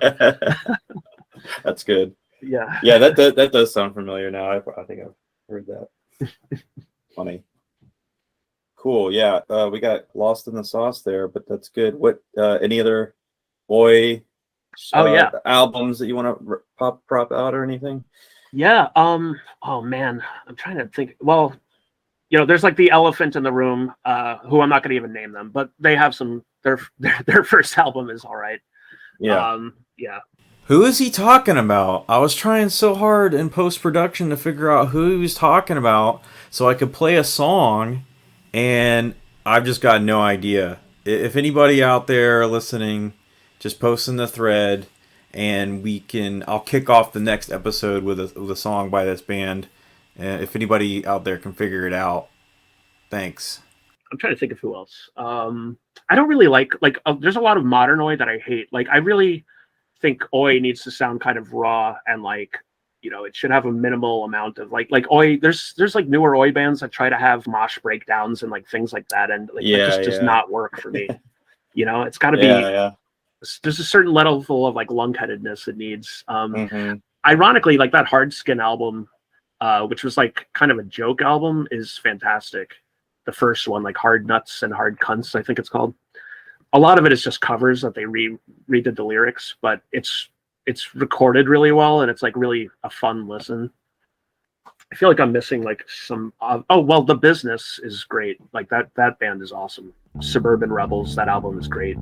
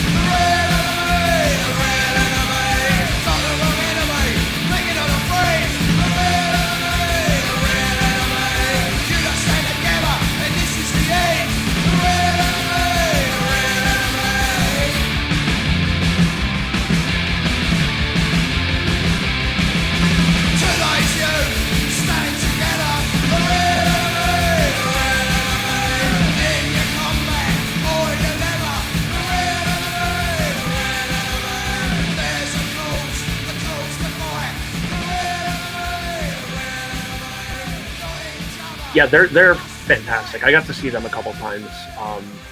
They were great live, and they even put out an album like in the late '90s that the dude from Rancid produced, and it was good. Like, it wasn't.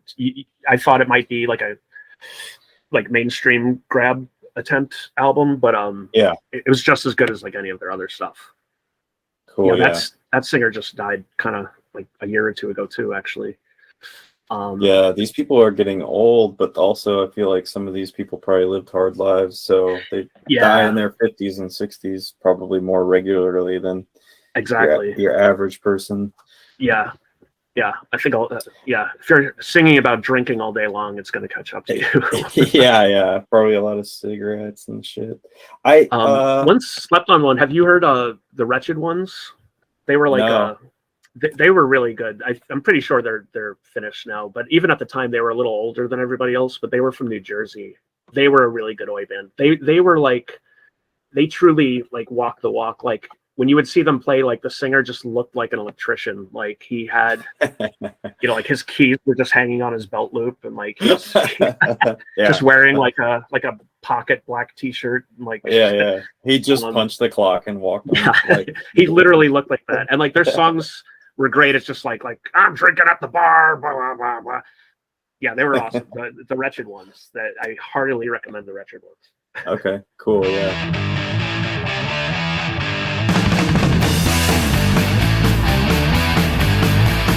I don't know what's going on. All the good times are gone. I just wanna run and hide. Got a problem inside, I'm trouble within. I'm troubled within. I don't even know my name. Every day seems the same. I just hang out in my room. My world is full of gloom. Troubled within. I'm troubled within.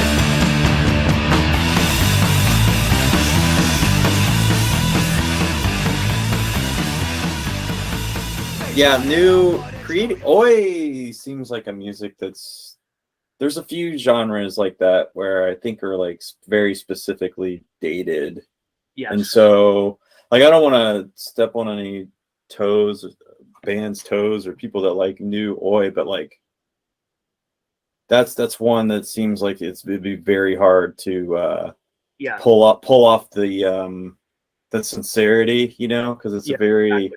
it's a very of your environment and of the time music. No, I completely agree. Like it doesn't you might still be a hardworking blue collar person, but like you have like a smartphone, you know, you have like Netflix, like Yeah. it's In not like 2022 it seems disingenuous a little bit. yeah.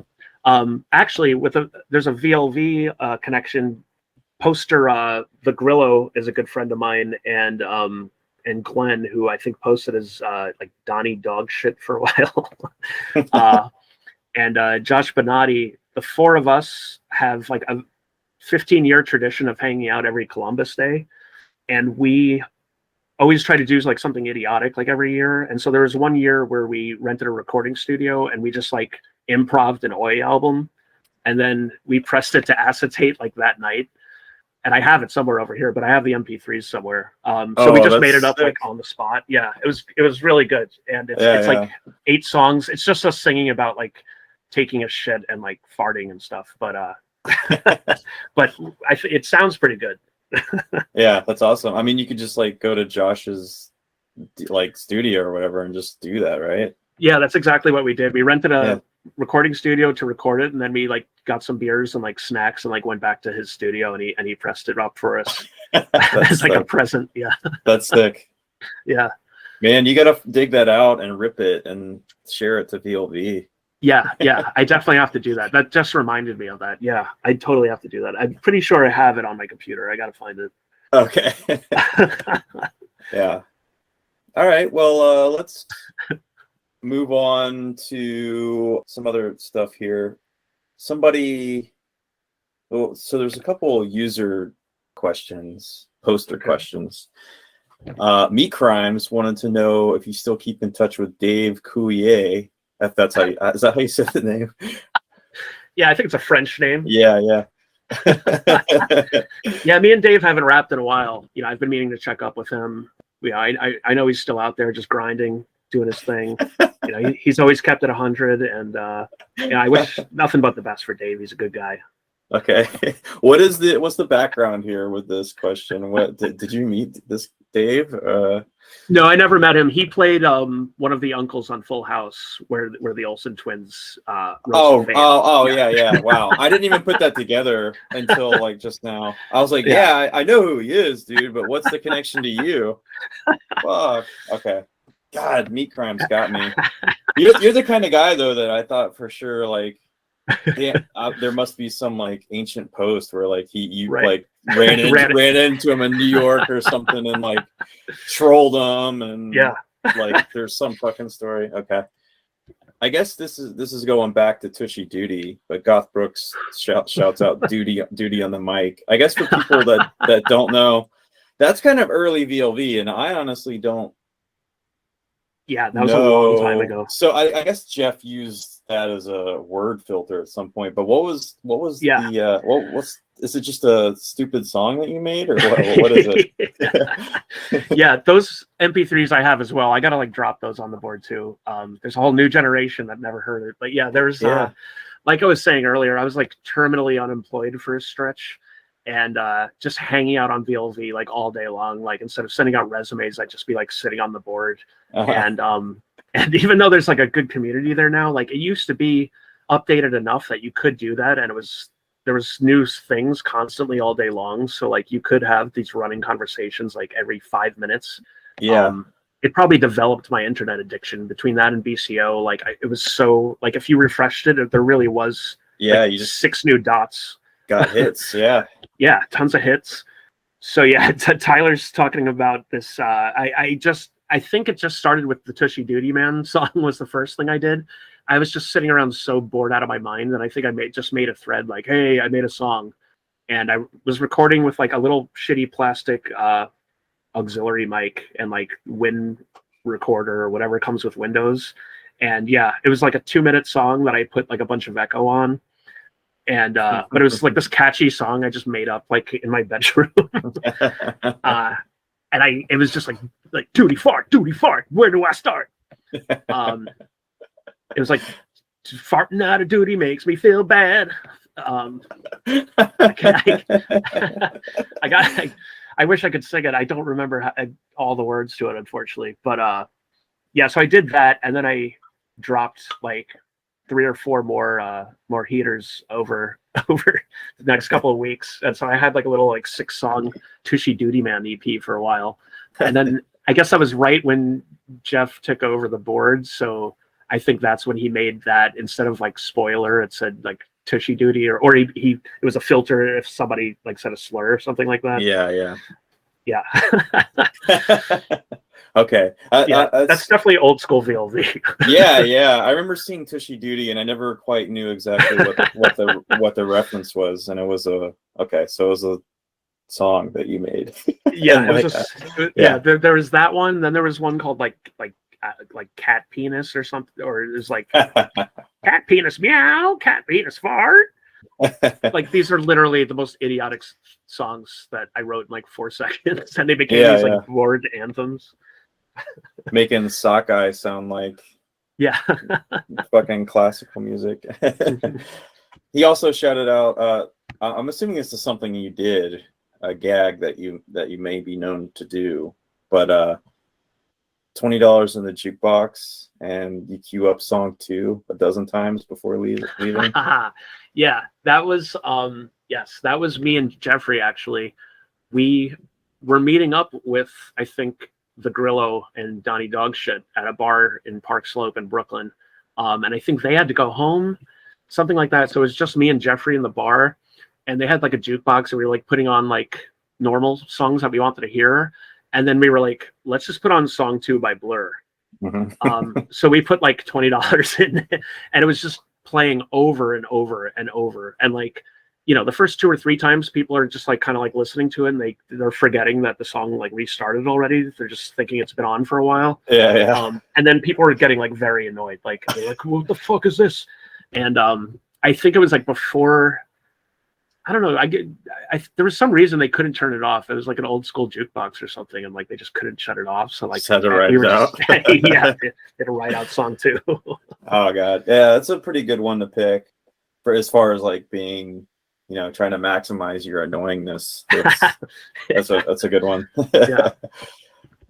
Let's see who asked this. Oh, it's just Siffle and Ollie who had kind words to say to me about the podcast. They listen. I guess if a podcast that has only 5 or 6 episodes, you can have diehard listeners or whatever. I guess they are one of them. And best wishes to his partner who's dealing with an illness now too. But they wanted to know about your history with calling into the Best Show podcast. Oh, awesome. Yeah. So do you listen to the Best Show? Do you know what that is? No, I'm not familiar. So give us a background. Okay. Yeah. The Best Show it started on this New Jersey freeform radio station called WFMU, which is like, it's like the best station in the world. It's awesome. But the Best Show is this dude, Tom Sharpling. The way I describe it is it was kind of like the Howard Stern show, but like for like indie rock and like punk and like, you know, so it's like a guy coming from that kind of world. But it's the same idea where it's like, he's really snarky. He takes calls, like there's topics, and then he does interviews and whatnot. And the drummer from Superchunk, John Worster, he calls in pretty much every episode pretending to be a caller. And it's always a joke, like a pre-planned joke that goes completely off the rails. But like the first 2 or 3 times I listened, like I didn't understand that, and I thought he was real because he acts like a real person, and they don't tell you that he's calling in. So when you start listening to it, you get like the rhythm of it, but it's so funny. Like the first episode I listened to, he called in as Bruce Springsteen's autobiographer, and he's like, "Yeah, I'm just writing this book about Bruce," and he's just dropping all these like facts, but like they're so absurd, and you're like, "Wait, is this serious?" And then you realize it's like a long form joke. But anyway, Tom Sharpling's like he's a really funny guy. And so I started calling in. I actually started calling in because of Cocksparer, because I went to go see Cocksparer, and I had a bunch of drinks, and there was like a pre-game bar down the street in Brooklyn, and Tom Sharpling was just hanging out there. So like I kind of drunkly went up to him as like a super fan and was like, "Oh, dude, like it's so nice to meet you. I love the show, blah blah blah." And he was just, thank you very much. Like, appreciate you supporting the show. And then I went to the show, and then like at some point I'm going to the bar to get another beer, and he was standing there, and I did that horrible thing where like I had my 2 minutes time with this semi-famous-ish person, but then I like had to redo it just because I saw him again. So I was like, "Hey, remember me? I talked to you in the bar." And he's like, "Yeah, I know." And I was like, "Oh man, like you're so great." So then when the show the next week was on, I was like, I'm going to call up the show because I'd never called up before. And it's actually really stressful because he'll hang up on you. He does this thing like, get off my phone. And like, so if you're being boring, he'll just be like, yeah, get off my phone. And he just like hangs up on you. Yeah. Shit. And it's pretty popular. So like, you're talking to like a lot of people potentially listening to it. And like, there's like famous comedians that call in. So like, you're like Patton Oswalt could be listening to me right now or something. Yeah. So it's a little nerve wracking, but I called up super nervous just to apologize to him. And he was like, well, let's back it up a little bit. Let's talk about where we were. And so we were just talking about the Coxbar show for like 20 minutes. And I remember he goes like, yeah, I walked in there. I thought I was at a Michael Chiklis convention. What's up with these people? But since then I've been calling in like not regularly, but a lot. And I only got hung up on for the first time on my last call. So I made it like 10 calls or 12 calls without getting hung up on. Oh, wow. Yeah. Very good. Yeah, I was proud of myself for that. Yeah. You got to have at least one though, right? It sounds like a rite of passage on that show. Exactly. Yeah. Yeah. I think I tweeted about it after I got hung up on, and they like retweeted it because I was like, yes, I finally got hung up on. I got to get off my phone. Yeah. Well, so yeah, what did you all talk about when you would call in, like all the subsequent times? So he usually has a topic, and I would try to put some work in to have something to contribute to the topic. Okay. There's other people that just call in just to bullshit, but I tried to add to the topics. So like he had, there was one I was proud of that New Jersey had legalized weed. So he was like, call in with your best New Jersey weed strains that should be sold. Oh. So I had like Asbury Spark and nice. I had like Danky Valley and the 420 Seasons. And yeah, it's like Bada Bong, like this Tony Soprano's Bada Bong or something like that. Nice. Yeah. They also, Sifon was it the one who asked about BCO versus VLV? We covered that. Yeah. Shouts out to them, and thanks for the questions. This is something that's actually been shared on the board quite a bit, and actually made its way to other boards and like got circulated around the community. I guess the underground music community as a whole, like pretty a lot, I guess. But the way, and I say this on the board sometimes because in music a lot, people will be like who doesn't have that record, or like who hasn't heard this or whatever. And I'm always like, I'm always like, dude, I haven't. And I'm sure there's other people, because like no matter what, there's always somebody that hasn't heard something, right? Even if it's like a popular band or a popular album, or in this case, what would be a pretty popular story on VLV. but I'm hoping to get it a recording in voice, and I think things in person are always a little bit better than just reading them, even though this one was quite good reading it. And I think with all the build up, you probably know what I'm talking about. Yeah, I do indeed. I'd like you to tell me about the time that you booked Anal Cunt at, I believe it was your college campus. Is that right? It was, yeah. It was at SUNY Purchase in I guess 2000 it would have been, or 2001. So I was playing in a garage punk band called Dementia 13, and we played a lot of just rock and roll shows. All the guys in the band came out of like punk and hardcore, but we didn't really play a lot of those types of shows. But I got it in my head that I was like, I really want to open for Anal Cunt. Yeah, I guess I should preface this by reminding everyone this was 22 years ago, so it was a different time. For sure. Yeah. So I got that in my head, and they had just put out their seminal album, It Only Gets Worse, which had songs like Eric Clapton's son committed suicide because he sucks. And like I got an office job for the sole purpose of like harassing women or whatever, like all these timeless titles, I guess. But I was on the student council that helped approve getting money for bands to play. So I like pulled some strings or whatever, and I got like my stupid band $500, and I got us $200, and I got Anal Cunt $500. I told the student board that they were just called AC and they were a popular punk band. I was trying to get actually. I reached out to Tear It Up, and I reached out to Data Classed and some other hardcore band at the time because I thought it'd be like a 3-band show. And I wanted to get like another band that I like to open or to headline over us. And all of them were like, so who else is playing? And I was like, oh, it's going to be like my garage band and like Anal Cunt. And they're like, yeah, we're busy that weekend. Like everyone turned it down. Yeah. So no one wanted anything to do with it. And I was like, this is going to be great. So I got it approved. I then made a bunch of flyers up that I thought were very funny at the time. They're a little cringy now, but I got like, like MS Paint clip art of like football players, and it said like, hey ladies, like get out of the kitchen and come see Anal Cunt this Friday at the student center, like all these stupid flyers. So that was already creating drama because like there was like students that weren't happy about those flyers, and the flyers were getting torn down. And then I kept going to the computer lab when I was done with like my AIM trolling and like printing out new flyers and like just putting them back up the same day and all that. Sounds like you were an extension of Anal Cunt at this time. Like that's what they would have done if they were promoting the show. Yeah, exactly. It seemed, exactly. So the fateful day comes.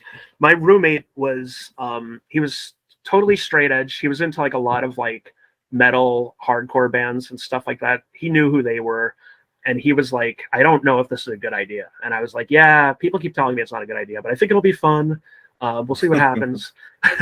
And the guys in my band were like, do you seriously, we were actually trying to like gig around. And this was like when like the Yeah Yeah Yeahs and the Strokes were getting big. And like we were kind of playing shows with bands like that a lot. And so we were kind of thinking about trying to get to the next level.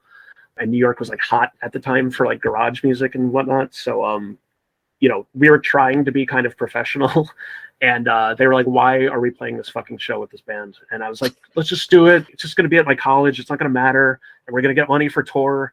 So they didn't want to be part of it. So I'm at my, I'm in my on-campus apartment, and I had 2 friends that came up. I had one friend who came up, and my little brother came up to see it also. I'm in my on-campus apartment waiting for them to show up. I'm like, they should be here by now. I don't know where they are. And then from the parking lot, I just hear like someone just holding down a car horn, just like, and I was like, that has to be them. Like, who the fuck would do that? So I walk out to the parking lot, and there's 2 cars there. There's a bunch of like Hessian looking dudes, like just standing around, like pounding beers. All these beers had like spilled out of the car, like empty beer cans, like all over the parking lot from where they got out. And I was like, hey, and they're like, Dave. And I was like, hey guys, what's up? And they're like, all right, man, you ready for this shit? And I'm like, yeah, I can't wait. And then I'm looking around, I don't see the notorious singer of AC is this big fat guy named Seth Putnam. And I'm like, where's Seth? Is he here? And they're like, oh yeah, he's in the car.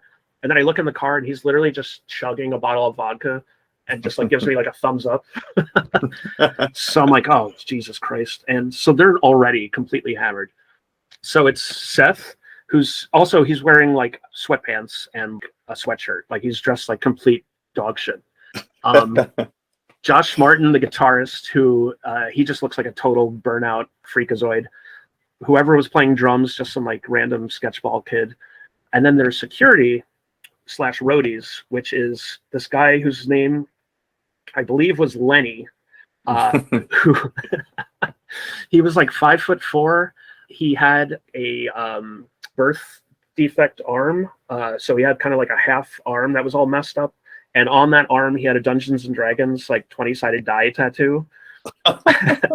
And then this guy Chris, who he basically looked like a Jason Momoa in Game of Thrones. Like he was just this massive like 6'7" hulking dude with like long hair and like a leather vest and just like another lunatic. And he's like, hey, I'm Chris. Like, hey, I'm Lenny.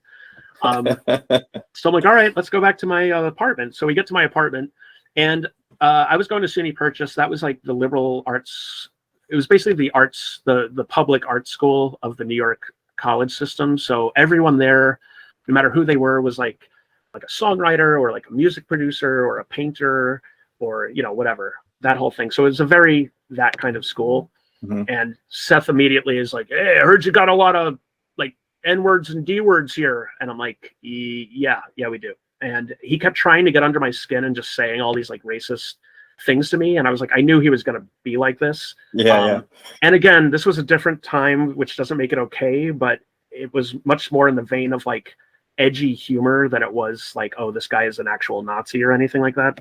Yeah, he's just a troll. He's trying to troll you, trying to get under your skin. Exactly. It was like Andy Kaufman with like Nazi jokes or something. Yeah. So I just wasn't being phased, and then he kind of like dropped it and was like, oh, okay, like so you got like all right, you got a like nice pad here. He's like, when's the show? And I'm like, all right, you're gonna go on in like 2 hours. And they're like, so what are we supposed to fucking do for 2 hours? And I was like, I don't know, we could hang out here. And I bought them like 2 cases of beer. So they start pounding all these beers. And at some point they're like, oh shit, it's 7 o'clock. The Simpsons are on. We got to watch the Simpsons. So they put on the Simpsons.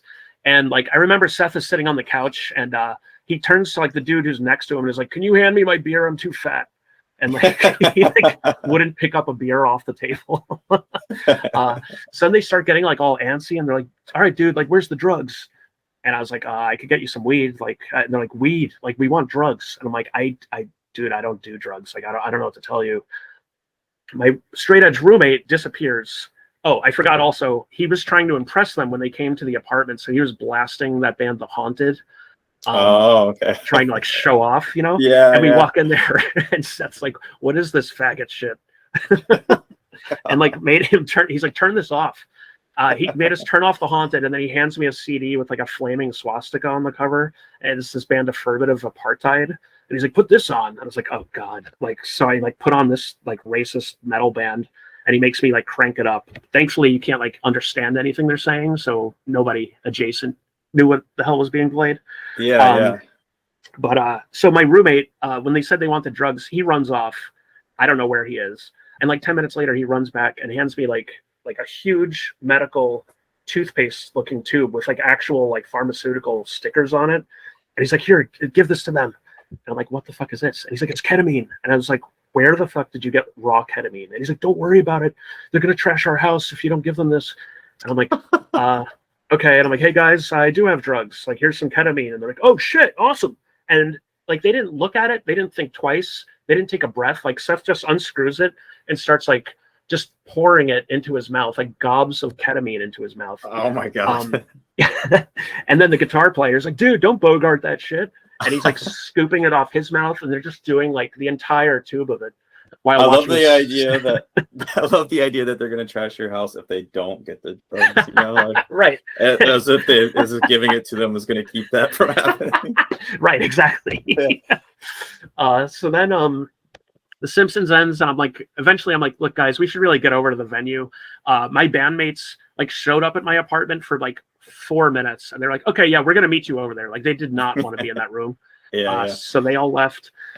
So I'm like, all right, we got to get over there. So me, Josh Martin, and Seth are driving to the venue. The other guys are going to get the equipment or whatever in the other car. And we're driving. It's like a 10-minute drive. And they are shit-faced already.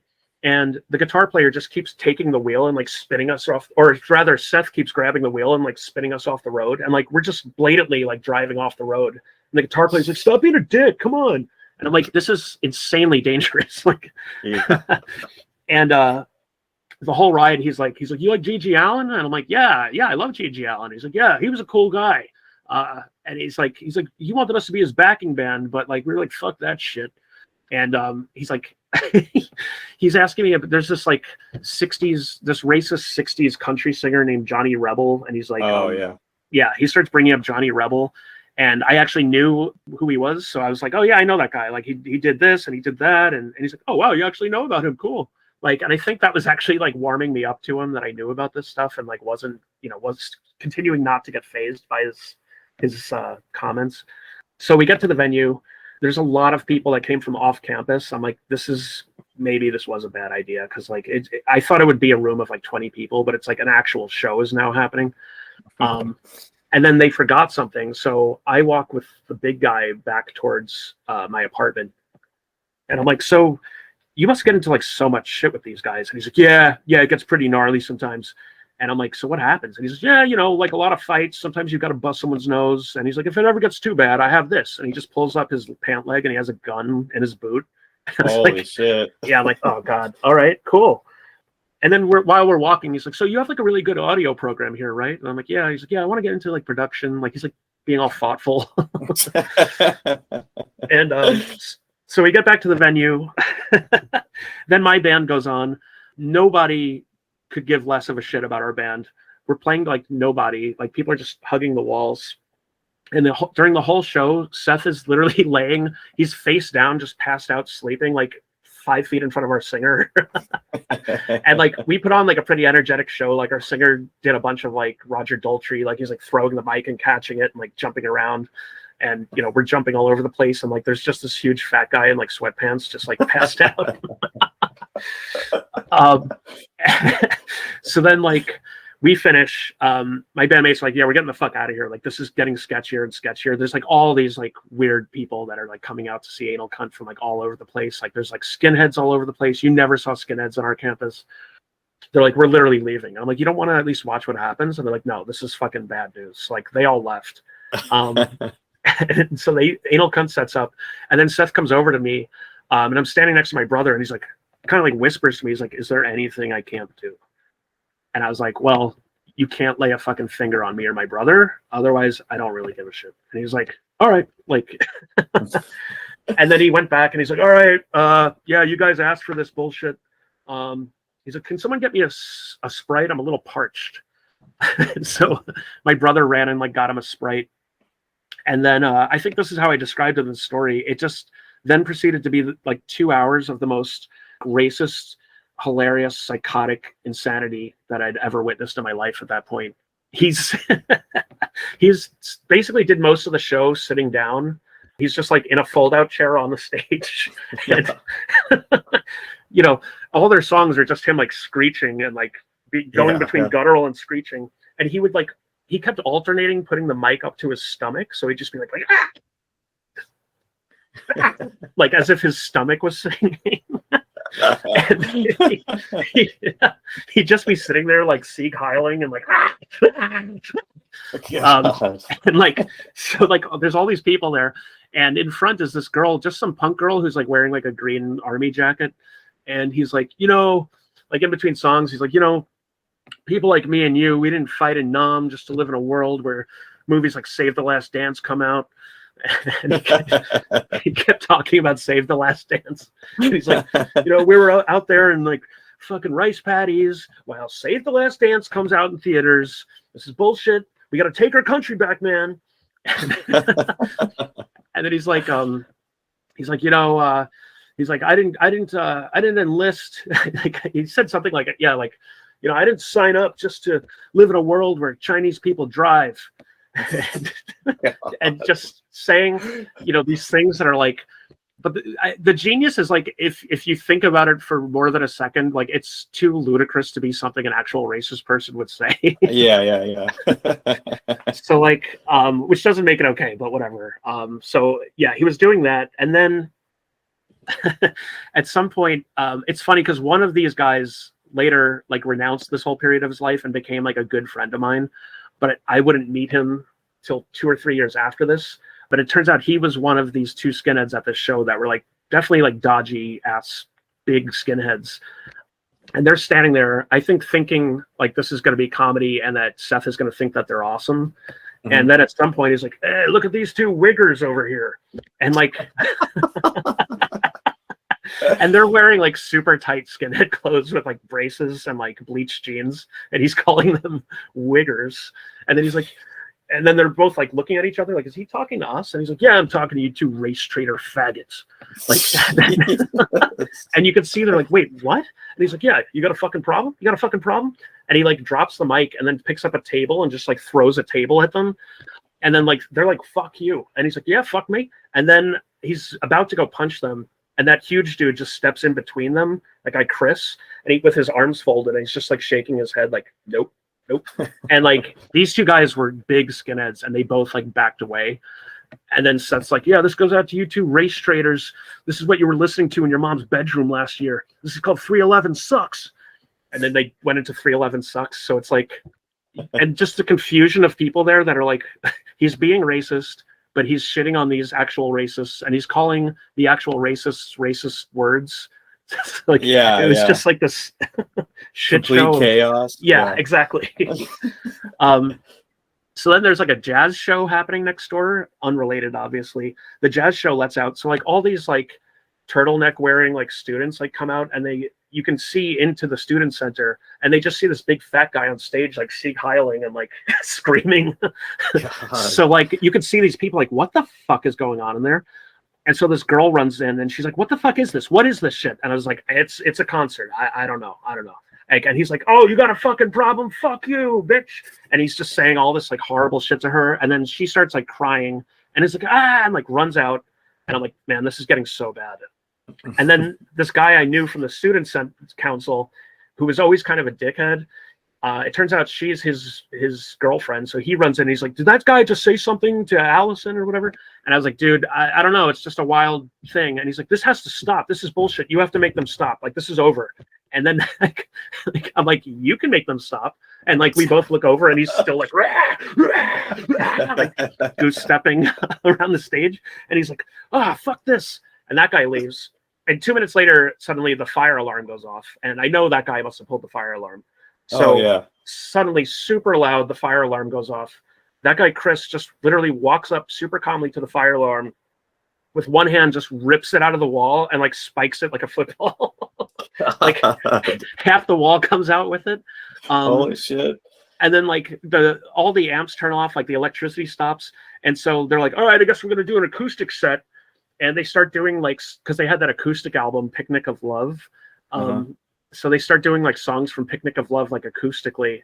And he's just keeps putting the mic up to his stomach. And then eventually like campus safety shows up, and they're like, all right, this show is shut down. And it's like, I looked at the cops, and then I look back, and they're already like had grabbed all their shit and were like making their way through the crowd. So they were like total veterans at like, once the cops show up, we're get the fuck out of here. And so the skinheads were now waiting outside to beat the shit out of Anal Cunt. So I like went down this like back way that I knew that they went out, and like I caught up with them, and I'm like, hey, you guys all right? They're like, yeah, we're just gonna get the fuck out of here before we get arrested. I'm like, all right, are you guys like okay to drive? And they're like, yeah, we're fine. We had a great time. And then like Seth keeps grabbing my arm, and he's like, you're Jewish, right? We're like, where are your tattoos? And I was like, dude, stop. Like, and he's like, all right, you know it's all a joke, right? And I'm like, yeah, I know. And he's like, seriously, where are your tattoos? And like he just kept doing these like Jewish jokes to me, and I'm like, dude, I don't care. So they get in their car, and I'm like, I got to hightail it back. Let me get my friend, and we got to bring my brother and my friend back to the train station so they can go home, because the train stops at like midnight. So we drive into the closest town, like bring them to the train station. We drive back, and we see the Anal Cunt cars like smashed into each other, like 3 cop cars and all these sirens, and like everyone's standing outside of the cars. And so we're both like, holy shit. And my friend is like, dude, just duck down. Don't let anyone see you. We get back to the parking lot, and he's like, we both are going into our rooms. Like, he's like, lock the door to the house, like turn off all the lights, like so that we don't want to be attached to any of this. So run upstairs, like I pull the blinds down, like lock the door, and just hide. Over the next week, I get in all this insane trouble because like all the racist stuff that went down, all the homophobic stuff that happened. There was skinheads. The fire alarm got ripped out. Like I had to go before like this probationary board and like all this stuff. They're like, you approved like this show to happen. Like I get in like a huge amount of trouble. And then I'm like, I don't even know what happened with the actual band. So like I email Josh, and I'm like, hey, I sent you your check, and I had a good time. Did you guys like make it back to Boston? Because I heard that there was a fender bender. And he's like, yeah, dude, we had a great time. We were just fucking around, and like we ended up smashing into each other. And like the cops asked us what happened. So we just told them that the skinheads were chasing us, and they escorted us to the highway, and we just drove back to Boston. Jesus. Oh man, those guys were probably such expert public drunk people that the cops didn't even detect it, like, yeah. Exactly. Like they probably, I don't know, downed a bunch of mouthwash or something, and were like good to go. Like yeah. Yeah, God, dude. Yeah, that was the anal cunt story. What one night of chaos that you orchestrated for Completely everybody. orchestrated. Yeah. My only regret is like, it's before smartphones. Like I wish I had taken a picture with all of them. Mhm. Just as like a memory of it, but unfortunately that never happened. I do have a VHS tape that because someone was there with a camcorder and taped it, and it's so funny because at one point he looks right at the camera and he's like, "Is somebody fucking taping us?" And then suddenly it just cuts out and then it starts again from all the way in the back of the venue. He definitely like smashed the camera or like Yeah. That's really funny, dude. You gotta, if you ever find that, you gotta digitize it. Yeah. And it's funny, this is like the Zapruder tape or something, but I ran into a kid once on the street, he was like 35 years old. And he was like, "Oh, you went to SUNY Purchase?" And I was like, "Yeah." And he's like, "You did the anal cunt show?" And I'm like, "Yeah." And he's like, "I taped it." And I was like, "Wait, you taped it too?" And he's like, "Yeah." So there's two people that taped it. So there technically could be like a 2-camera, like multi-angle footage of this. Yeah, I got reissue, remastered soundboard. Yeah, like a 4K UHD. Yeah, so I really do have to do something about that. I got to find that. I have that guy's contact somewhere and get that tape from him, which he hopefully still has. Yeah. Oh man, that's I've heard a lot of Seth and anal cunt stories, but that one always rang out as one of the best. Well, obviously they're both dead, but Josh Martin died within like the last 5 years or something. Yeah, and it wasn't even well, it might have been drug related, but it wasn't a drug overdose. He just fell off like an escalator or something. Yeah, like which is stereotypically the most anal cunt way to die. Like anal cunt song, like you fell off an escalator and hit your head on a cafeteria, you dumbass. Like right, like you died in a shopping mall. Yeah. Fucking God. Well, we have a caller, and I think I recognize this area code. Caller, how are you doing? I'm good. Can you hear me? I can hear you. Hey. Yep. We're on the air with, we're actually not on air, but we're talking to TheOlsenTwinz, the TheOlsenTwinz. Do you have a question? Yeah. Do you think Seth Putnam ever read the Unabomber Manifesto? That's a very good question. Let's see. What year was the Unabomber? 96? I think that it was 95. 95.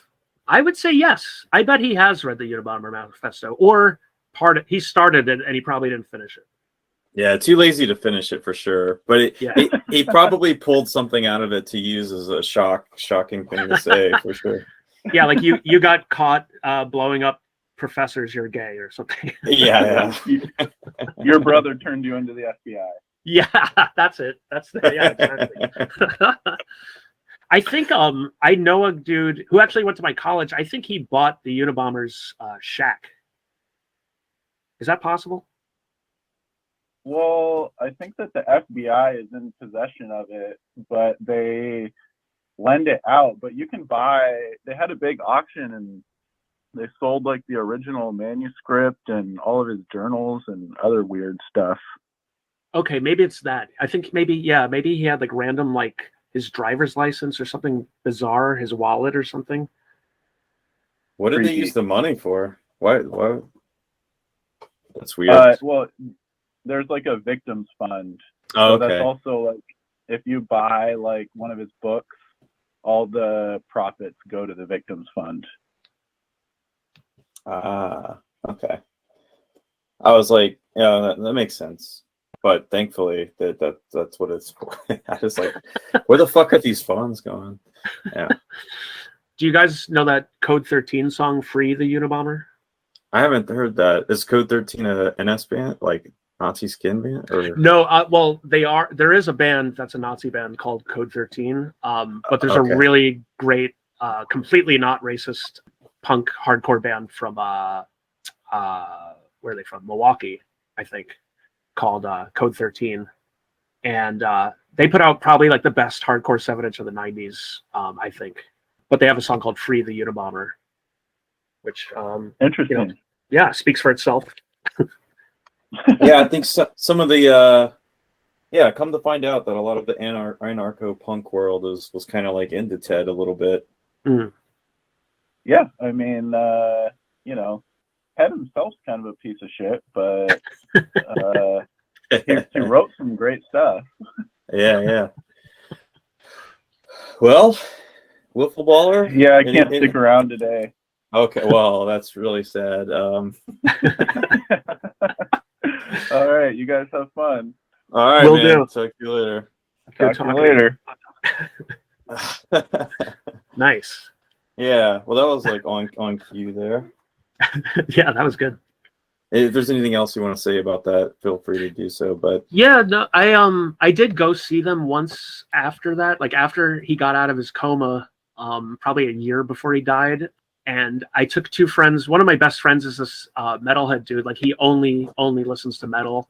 And part of our friendship has been him like turning me on to a lot of metal stuff and me like getting him into some hardcore and like punk stuff that reached the level of integrity that he needs to be able to listen to it, because he normally is like, I will only listen to metal. He's like the truest metalhead I've ever met. But I had been talking up Anal Cunt so much to them and telling them how funny that time was and all that stuff, so they were really excited to go.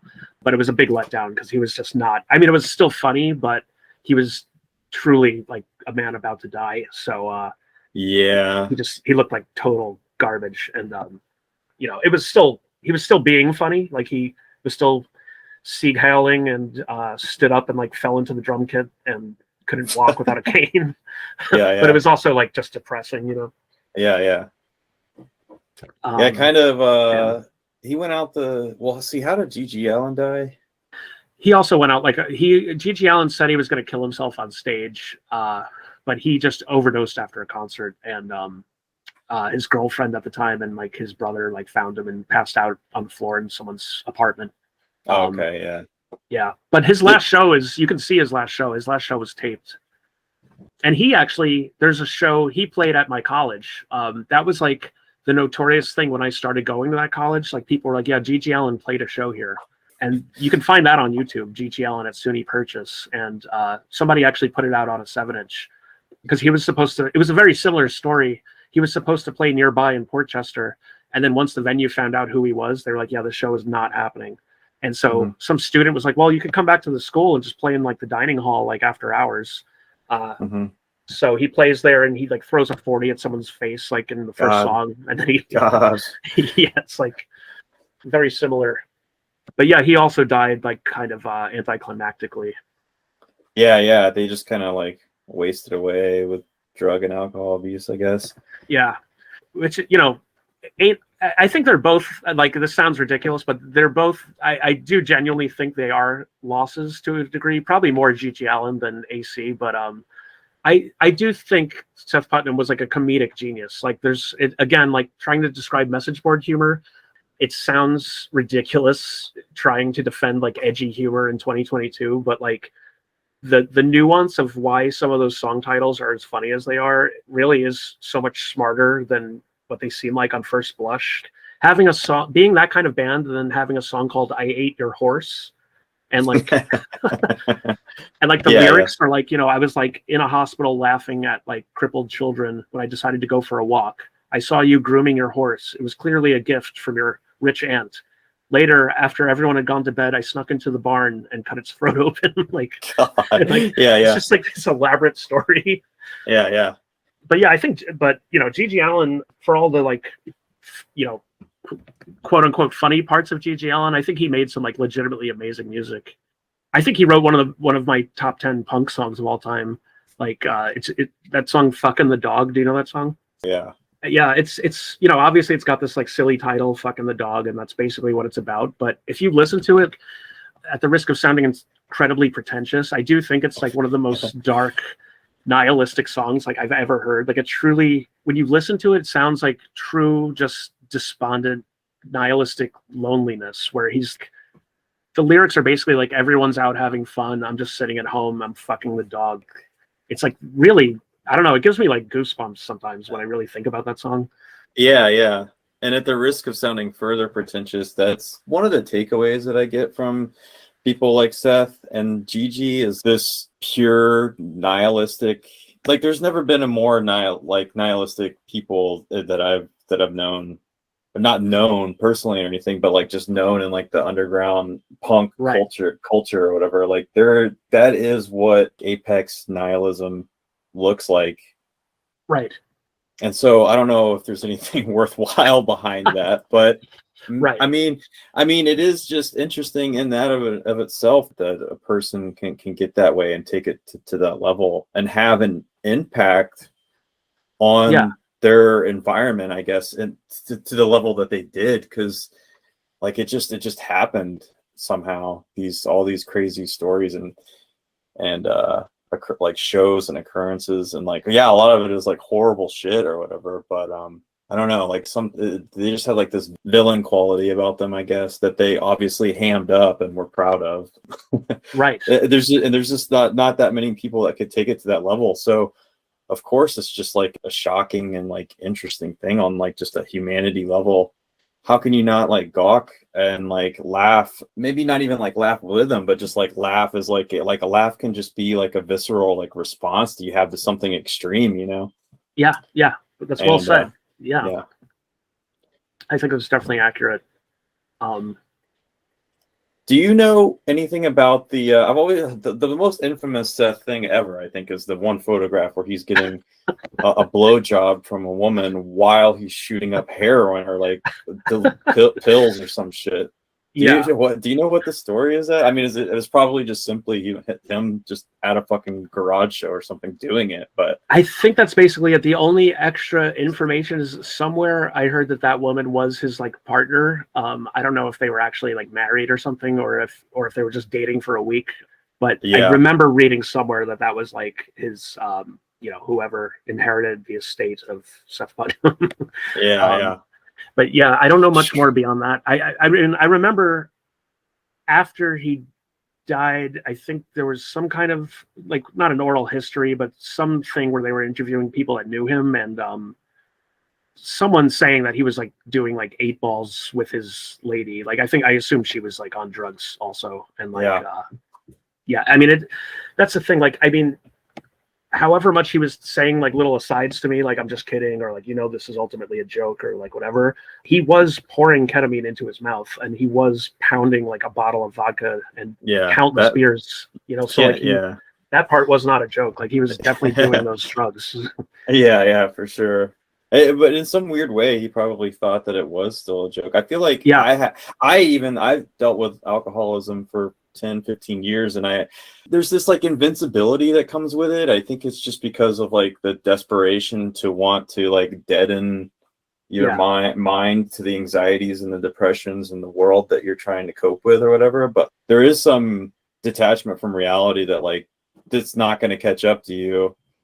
And and until I actually had like some physical, I have like nerve damage and I could feel it, and like I tried. I remember hearing you say that. Yeah. I went to like neurologists, and I wanted so badly for it to not to be alcohol, right? Like I almost like wanted there to have like something that's not going to kill me, but like some ailment that they could diagnose and then subsequently treat or whatever, and I could keep drinking. But after I went through all these MRIs and shit, like it just ended up being idiosyncratic, where like nobody had an answer, so it just basically had to be like, it's got to be the booze, right? So that whole time I was just like, you just think that like you're invincible to that shit, I guess. But yeah, for sure. I think part of it is with any kind of addiction, like you maybe tell yourself it's not an addiction unless it looks like a scene out of a movie that I've seen, and like that's what has to happen for this to be officially an addiction. Like I got to be losing my job, or I got to be fucking up my relationships and all this. Right. But I was fucking up my health, which it's funny, like how, like relating this back to Seth, it's like I get like in the nihilism, it's like what should you care? What could you possibly care more or should care more about than your own health? And it's like you just don't. It's like, God damn, it's like it's very, very dark. Yeah, it is. It absolutely is. I have a good friend that at 39 or 40 he got a hip replacement because the nerves basically in his hip were necrotizing, and his actual hip bone, I guess, was rotting or something like that.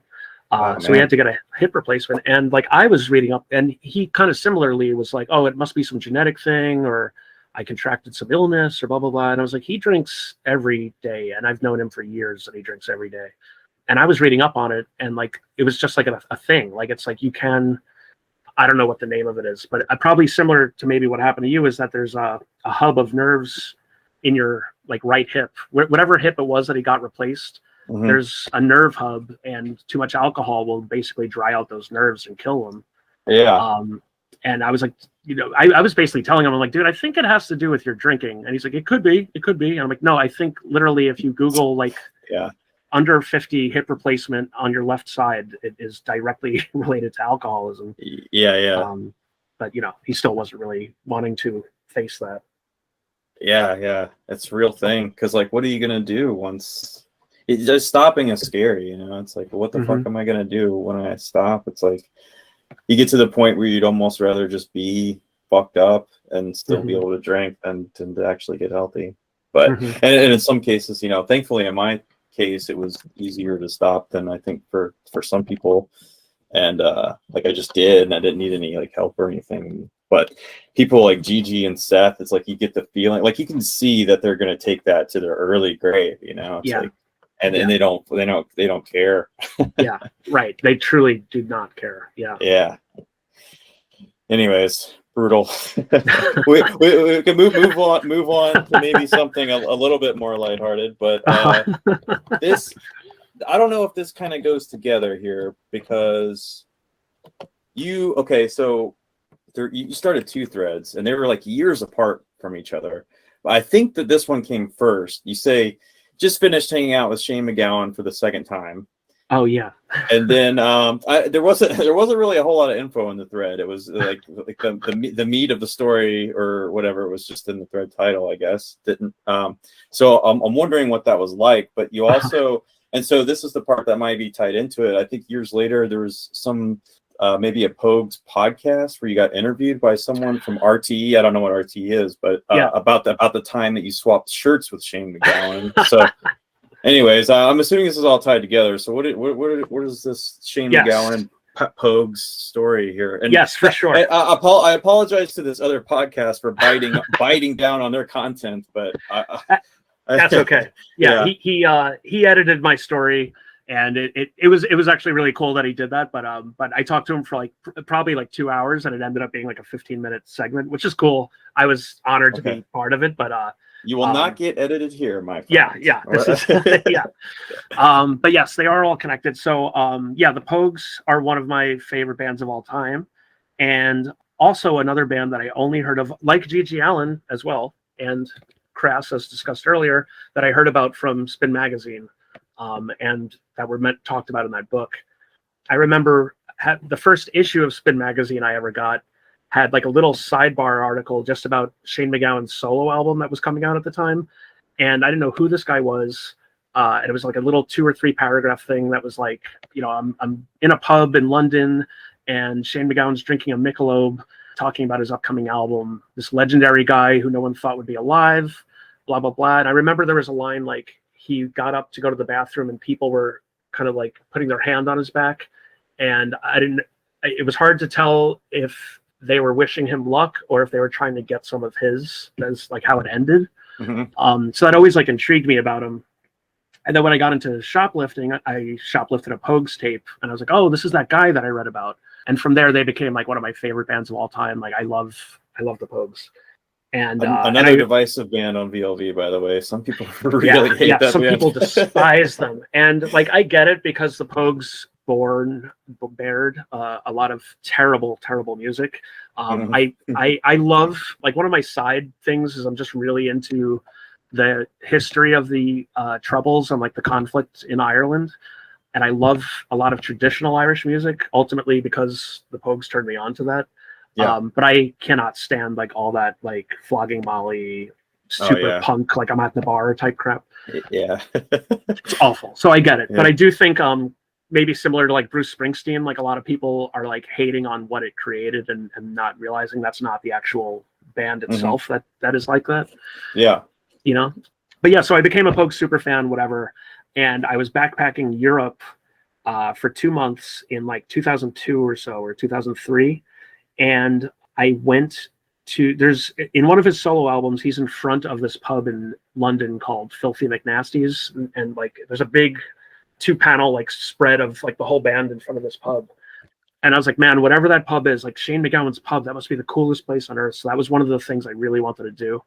So I went out to London, and it was maybe like an hour from the city center. It was kind of like far. So I went to this pub, I got a drink, and after like 2 or 3 beers, I was like, hey, like I was kind of bullshitting with some guy next to me, and I was like, does Shane MacGowan ever drink here? And the guy's like, and then he like calls to the bartender. He's like, hey, Mickey, he wants to know if Shane MacGowan drinks here. And like half the bar cracks up laughing.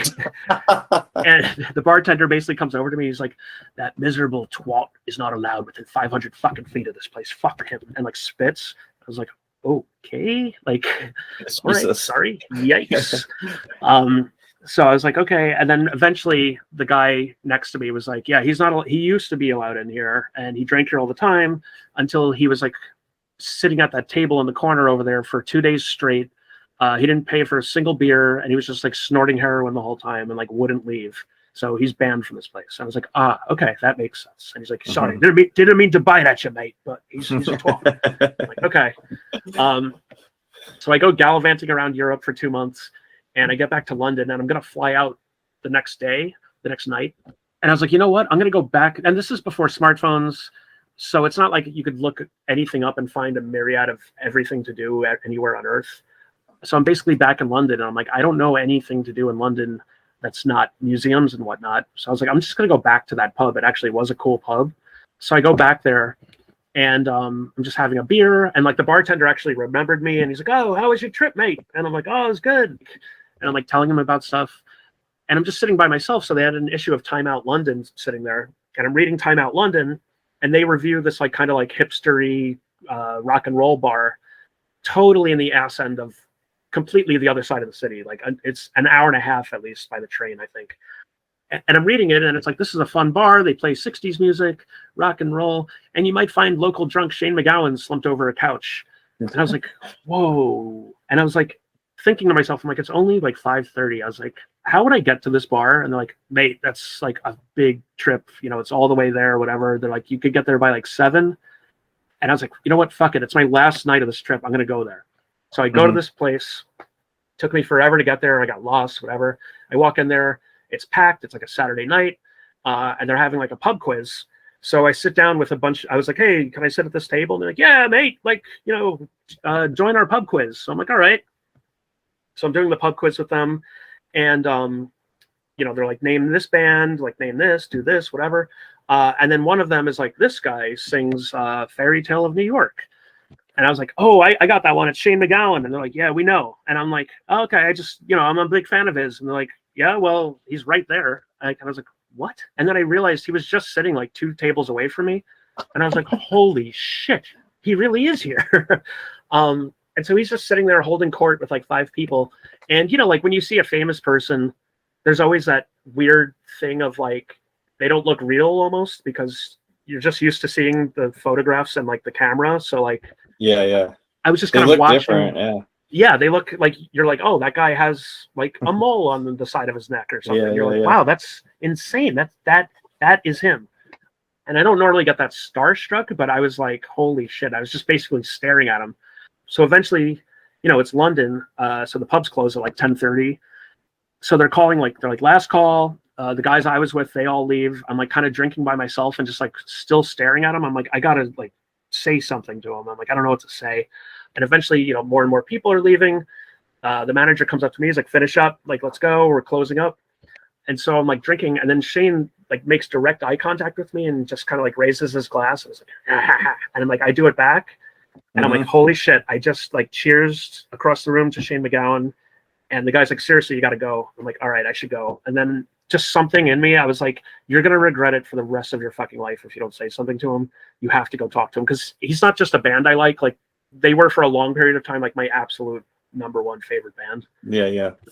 So I was like, all right, I got to go say something. So I walk up to him, and he's still with his like group of friends. And I was like, hey, Shane, I'm really sorry. Can I just take a picture with you? I'm such a big fan. And he's like, yeah, of course. Don't be sorry. Like, let's take a picture.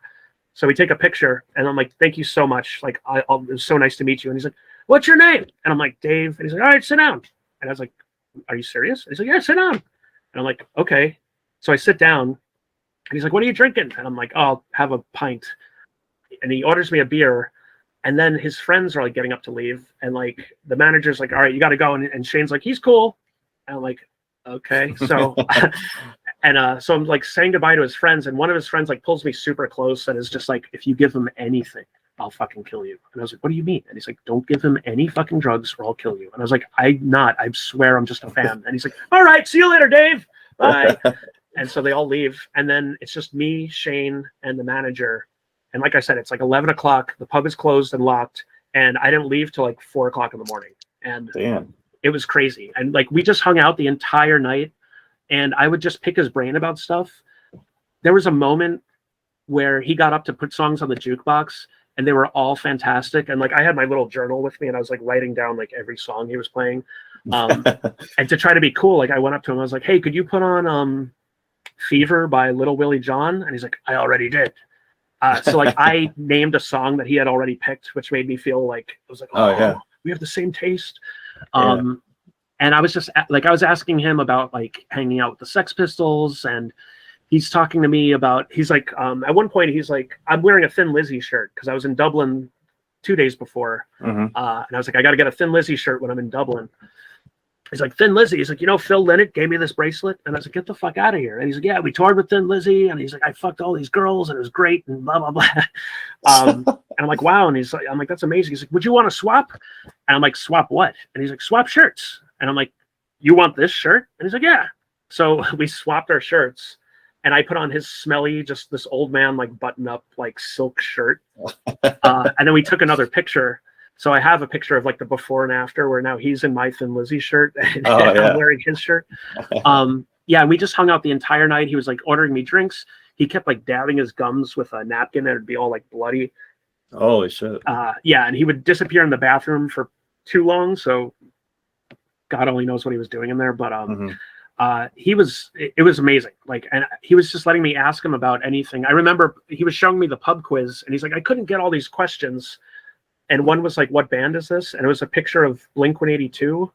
And he's like, is this the Beastie Boys? Because they all had like sideways hats and stuff. And I'm like, no, that's not the Beastie Boys. Yeah.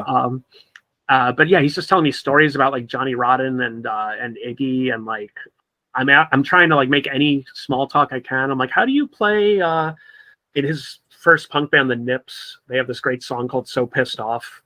I was like, how do you play So Pissed Off? And he's like, I don't know, A and D. I have no idea. Like, I'm like, oh, like I'm just trying to talk to him. But I did discreetly. It sucks because, you know, it's the old days of like digital cameras. And I was basically at capacity. So I deleted basically all my photos from Ireland because I wanted to make room to just film him a little bit.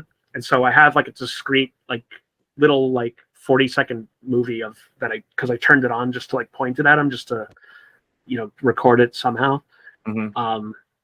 But yeah, and then build up your entire 28 megabyte. Yeah, exactly. Exactly. Like if it had been these days, I would have just turned it on and like hit it and recorded the whole night.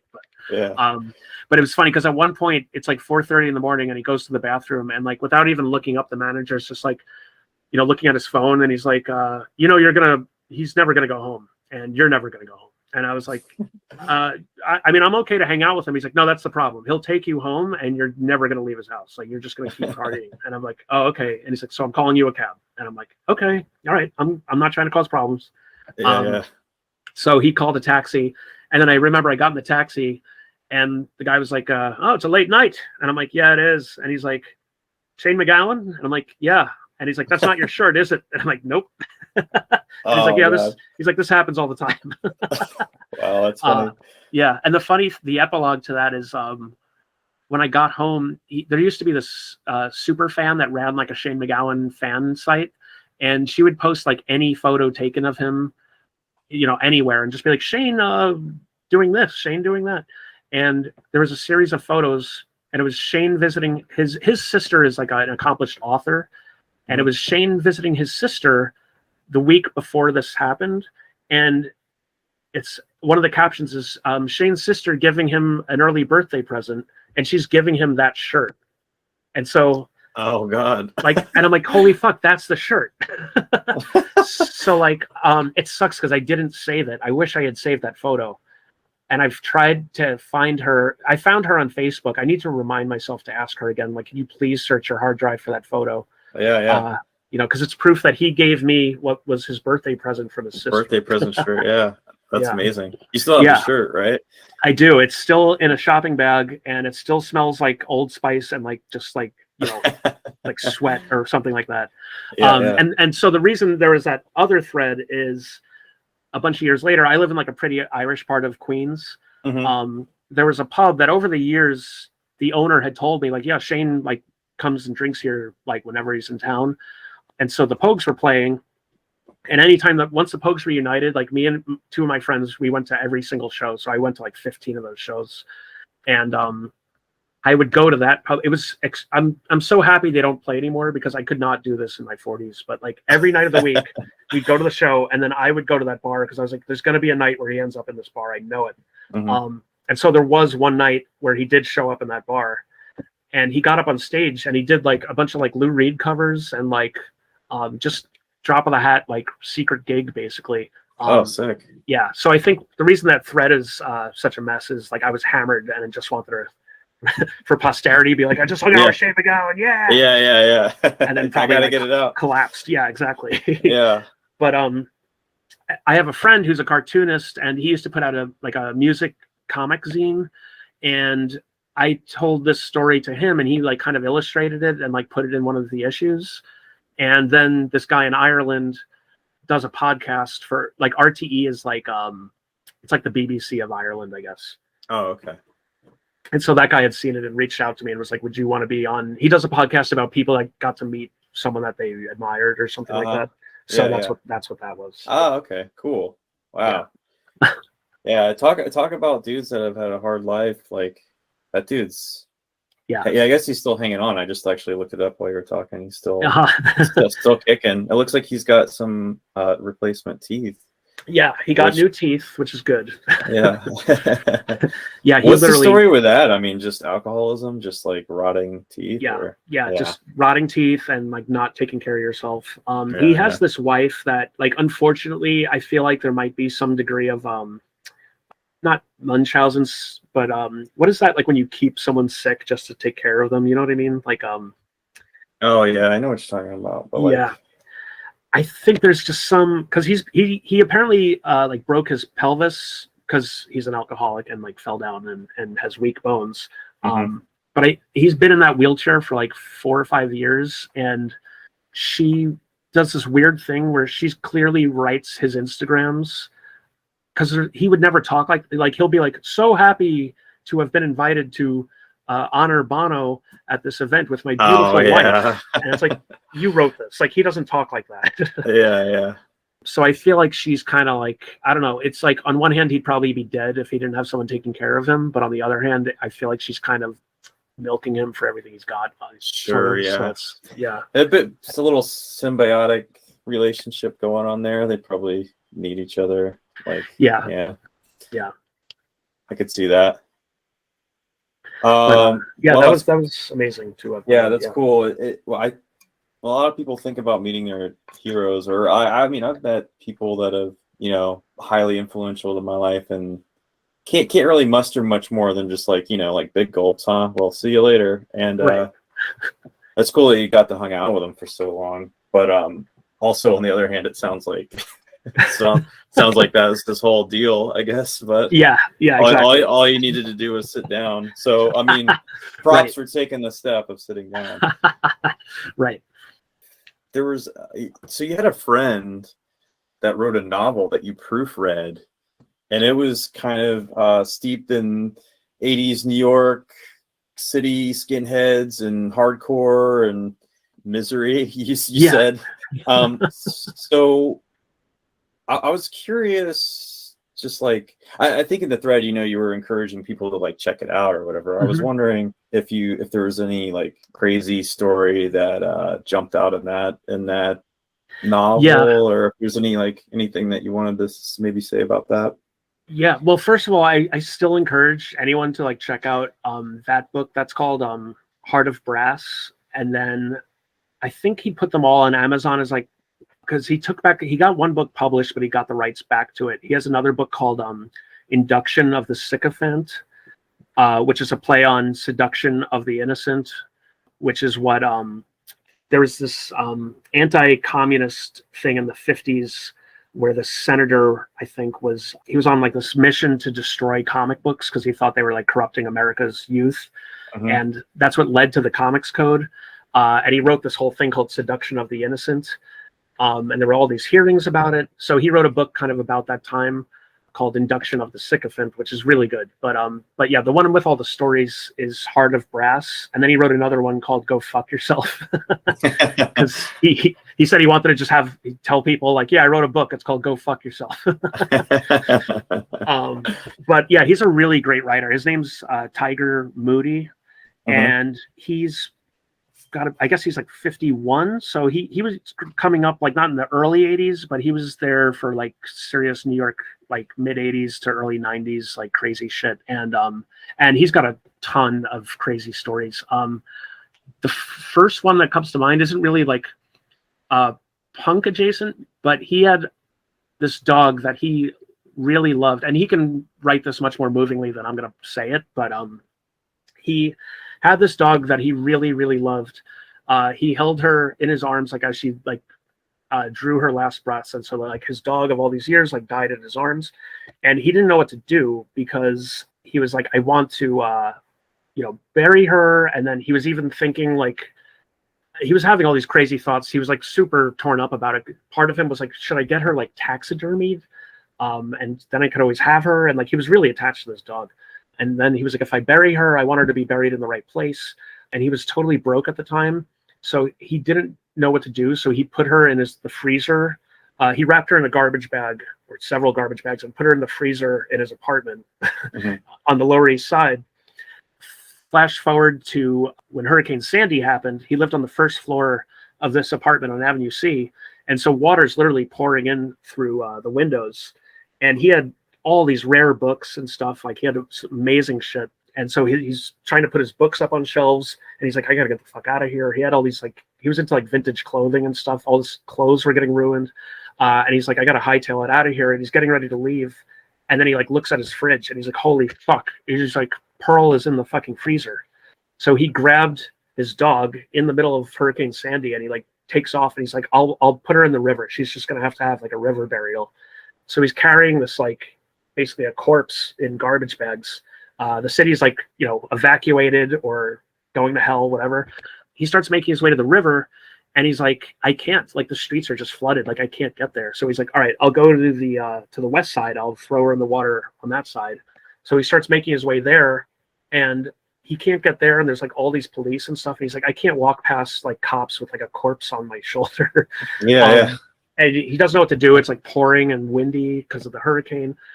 So he's like, I'm just going to set her on fire. And so he puts her in a garbage can and he pulls out like all these free newspapers and like stuffs the garbage can. And he sets a fire. And so the can is burning at this big bonfire. And he's just trying to say like whatever last words he wants. And he's like, I don't know what to do. And so he realized he was on the same street as as his ex-wife, who he hadn't spoken to in like 8 years. And he's like, I got to go to her house. So he like called her and he was like, can I come upstairs? He's like, I'm losing my mind. I can't, my apartment's flooded. I don't know what to do. And she's like, yeah, come upstairs. So he goes upstairs. They end up like sleeping together and he falls asleep. Like she gives him some ice cream because he's like all upset and she falls asleep. And then like he wakes up and she's like looking out the window and he's like, what's going on? It's like is it still raining and windy? And she's like, it is, but there's like this huge fire like 2 streets down. Oh God. So he like set a house on an apartment on fire. Oh my God. Yeah. Oh my God. But the way he writes that, it's like so beautifully written. Yeah. So yeah, it's a really good book. It's got like lots of stories like that are just these kind of like sort of unconnected like slice of life things. Okay. Yeah, but a lot of them are also like punk related. A lot of running around with like Born Against and like Warzone and stuff like that. Okay, it's really cool. good. Yeah. Yeah. What was the name of it again? Heart of Brass. Heart of Brass. Okay. Yeah, that's kind of what I was hoping to get, like, like kind of a plug. Check out this book. Might be interesting. I think the people on the board, like, here's a story from it. So perfect. Yeah. People dig that, I think. Cool. You started a thread. Well, let's see. Let's cover this first. I'm hoping this is something that I hope won't be too sad. I'm hoping for a good ending here, but there was no resolution in the thread. You kind of just started it, and it seemed to have never got any info. But you had a friend from high school that went missing in Sumatra. Oh yeah. Wow. I'm wondering if they ever found them. Yeah, unfortunately, they did find him, but they didn't find him alive. Oh wow. Yeah, that was really. I guess there is sort of a good epilogue to this. So he was a really nice guy. Played drums. Some people on the board might remember this band Cypher. They weren't really my thing, but I grew up with like a lot of those guys from high school. So they were all always and are still friends of mine. I just was never into the band really, but they were kind of like a metallic hardcore, kind of political metallic hardcore band. They were pretty divisive. There was a lot of people that like hated that band, but there's a lot of people that were like hardcore Cypher lovers in the Northeast, at least. I think the singer Mo, helped start Afropunk. I don't know if he started the festival, but he had something to do with the formation of that. And he's actually the president of the Working Families Party now. So he's someone who walked the walk. Like he was always very politically minded, and now he runs that. He's the head of that party. But yeah, this guy Danny, he was always a nice guy, and he was really into surfing. He went on a surf trip with him and my buddy in Sumatra. Yeah, went missing. I think it was one of those things like you get knocked off your board and hit a rock kind of thing. Yeah. So yeah, it was just fucked up. So he drowned and he was missing for like a week or two. But eventually they like found him. There was one. This is sort of funny, but he was kind of like a Jewish Busta Rhymes. Like he had like kind of like dread sort of hair, and he would just he had this like kind of deep voice and be like, "Yo, what up, my man?" Like he would always like kind of talk like Busta Rhymes, and he'd be like, "Hey, what's up?" And at one point, his mom was like a lunatic, and she tried. Do you remember that there was a show called like the Long Island Medium or something like that, or the Long Island Psychic?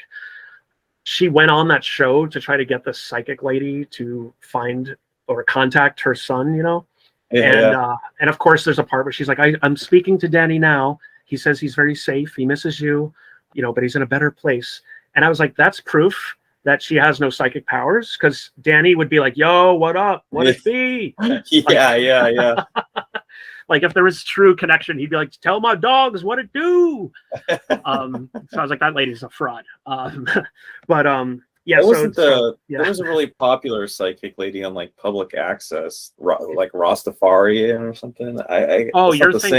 You're thinking. I think of the Psychic Friends Network commercials. Oh, okay, Yeah. Maybe so. Yeah, I don't know why. Yeah.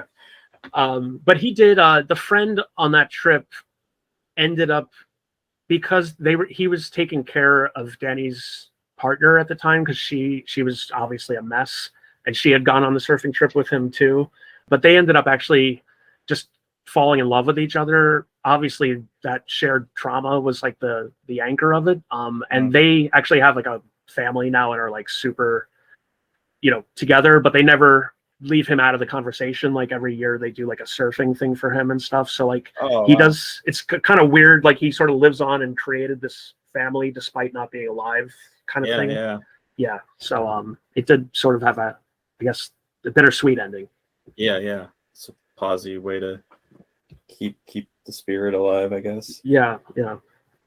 Cool. Well, we're getting near the end here. I appreciate you talking to me, doing this silly thing or whatever, but I had a really good time. Yeah, this was great. Yeah. I'm wondering, there's one last thing, and it's based off of something you created. I'm wanting to know when the last time you found yourself in a situation where someone assumed you would 110% be into something, but you actually felt diametrically opposed to it. Oh, man. Oh, that is the worst. Yeah. That's a good question. Oh, God. I can jog your memory here if you want with some examples that you listed in the thread if you want. Yeah, I feel like, did I talk about being Mr. Indie Rock in that thread? Your friend Meg from high school, who was married, said something about or shit. I don't know if this is gonna expose you or not, but if you're It's worried about, about that, about horror movies. yeah, Yes, or some yes. Stephen King. Right.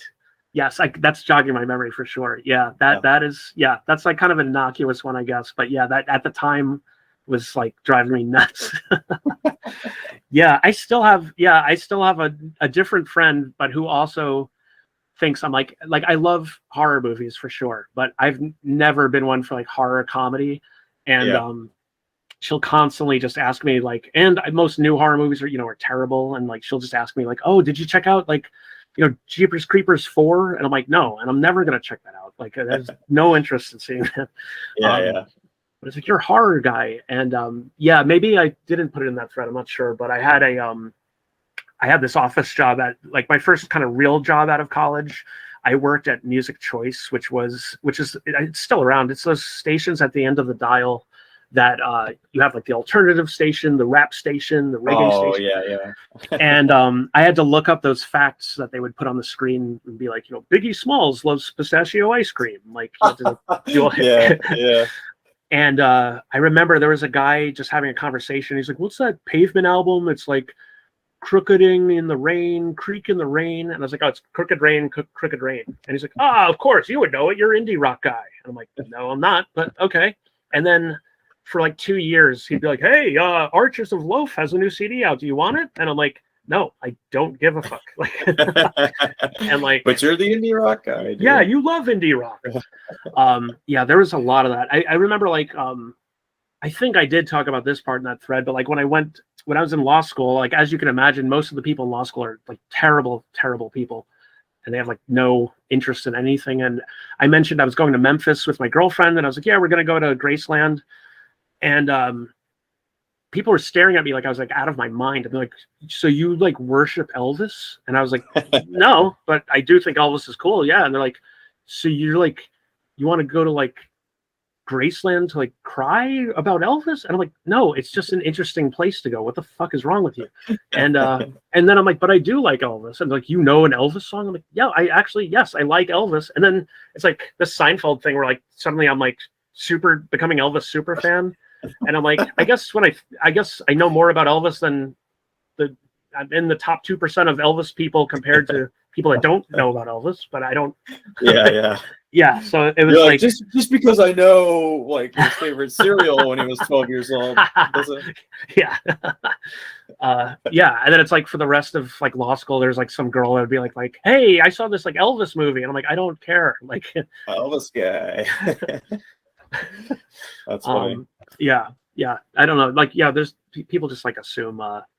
It's funny, like when you're, going kind of, I guess, going full circle, but it's like when you're into anything in the world of like not the mainstream, people think you don't like anything, and it's like, no, I actually like tons and tons of shit. It's just I don't necessarily like the 4 things that you're into. Yeah. I probably like more things than you like, if anything. Than Yeah. It's bewildering to them. Yeah, I guess music is a really common example of that, where like, or you became indie guy or whatever. But yeah, I was always like metal. Like if I mentioned I like metal, then all of a sudden it's just non-stop stream of like music suggestions that I would never ever, just like whatever fucking like. Right. I can't say Slipknot and Korn anymore because like apparently like those bands are like beloved now. Like we've gone full circle on like the ironicism or some shit to where like, but you know what I mean? Like I would just totally. Oh, you would love this then. And I'm like, no, I wouldn't. Yeah, nah. And it's always by somebody who like claims to like. Or like, well, listen, I'll be like, well, what about this? And I'll play like Slayer or like Cannibal Corpse or something. And they're like, music's pretty good, but like, I can't, those vocals are terrible, Like you're just your average commoner that can't quote deal with the screaming or whatever. Yeah. Yeah, exactly. There was this guy in law school that I usually kept my cards to myself in law school because I was like, I'm not expecting anyone here to know about anything I'm into anyway. And I was like, I'm doing this, to advance myself professionally. So I don't want to I don't know if one of these people is going to hire me one day. I don't want to talk about going to crazy punk shows or whatever. I just kind of kept to myself. And but there was this one guy who was like, basically you wouldn't understand me. Like I'm into this band Lamb of God. And I was like, yeah, it sounds pretty wild. And he's like, yeah, it's probably a little not might rub you the wrong way. And meanwhile, I'm like, I booked anal cunt, but you don't know what that means, Yeah. But yeah, I'm like, friggin' Lamb of God is the most intense thing that's ever been recorded. Yeah, that's some extreme shit, man. Yeah. I was gonna say something. Oh yeah, that Korn revival stuff is driving me nuts. I think there was a VLV thread where people were getting really. I don't want to make anyone feel bad, but people were getting really excited about Limp Bizkit reuniting, and it was really fucking my head up. I was like, maybe this is an age thing, but I was 19 or 20 for that crap, and it was not remotely good the first time, and I've gone back and tried to be all right, it's been 20 something years, let me just listen to Marilyn Manson, let me see if there's something here. And I listened to 4 Marilyn Manson albums. I was like, no, this is truly bad music. This is just not good. And I feel the same way with Limp Bizkit. I'm like, no, this is fucking garbage, and I'm not here for revisionist bullshit about fucking Limp Bizkit. Yeah.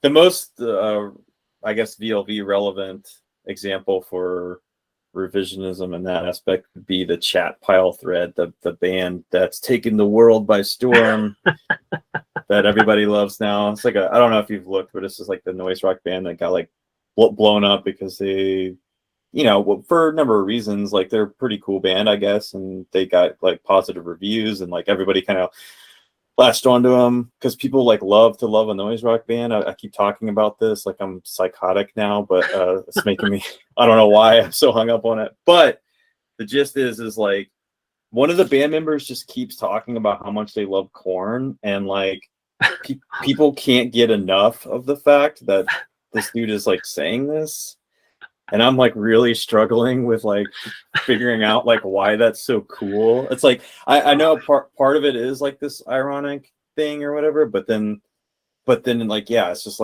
flip-flopped on being sincere, and this person really loves Korn, but then people are actually, you know what, that's really fucking cool that he loves Korn so much. God. And no, I'm yeah, I'm dude, 10 years ago this would have been fucking laughed at it, it's I don't know, that's just how the fucking internet works, I guess, or just how culture works in general.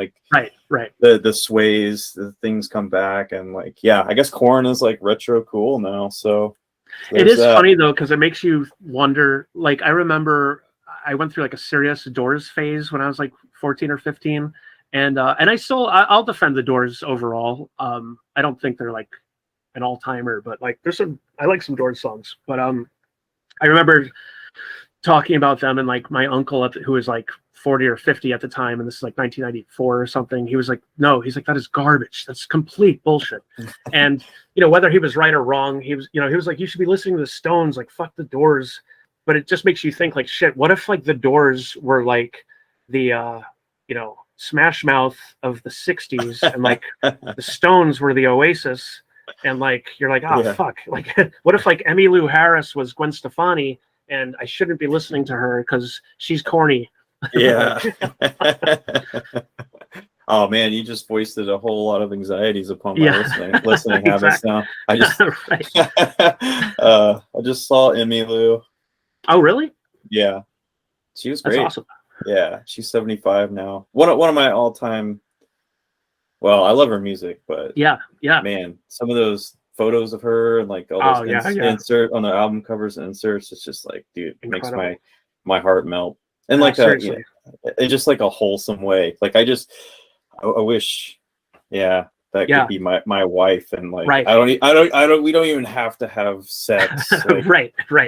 Just be near me and let me cook food and let's go on vacation. Yeah, her and old school Linda Ronstadt. I feel the same Oh way. yeah, Like, yeah. it's like, Linda's a heartthrob for sure. did you ever see that video of Emmylou doing "You Never Can Tell" by Chuck Berry at the Village? I forget where it is, but it's like it's live footage on YouTube of her doing "C'est la vie," say the old folks. It goes to show you never can tell.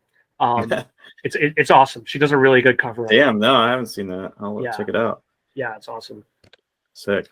Yeah. I do have that trio LP, the Ronstadt, Harris, Dolly. That's awesome. Yeah. That's Yeah, it's a babe overload right there. Yeah. They should have titled it that. Yeah, Maximum Babage. for sure. Cool, dude. Well, I think we've covered everything that I want to talk to you about. Is there any last words, anything you want to ask me, or?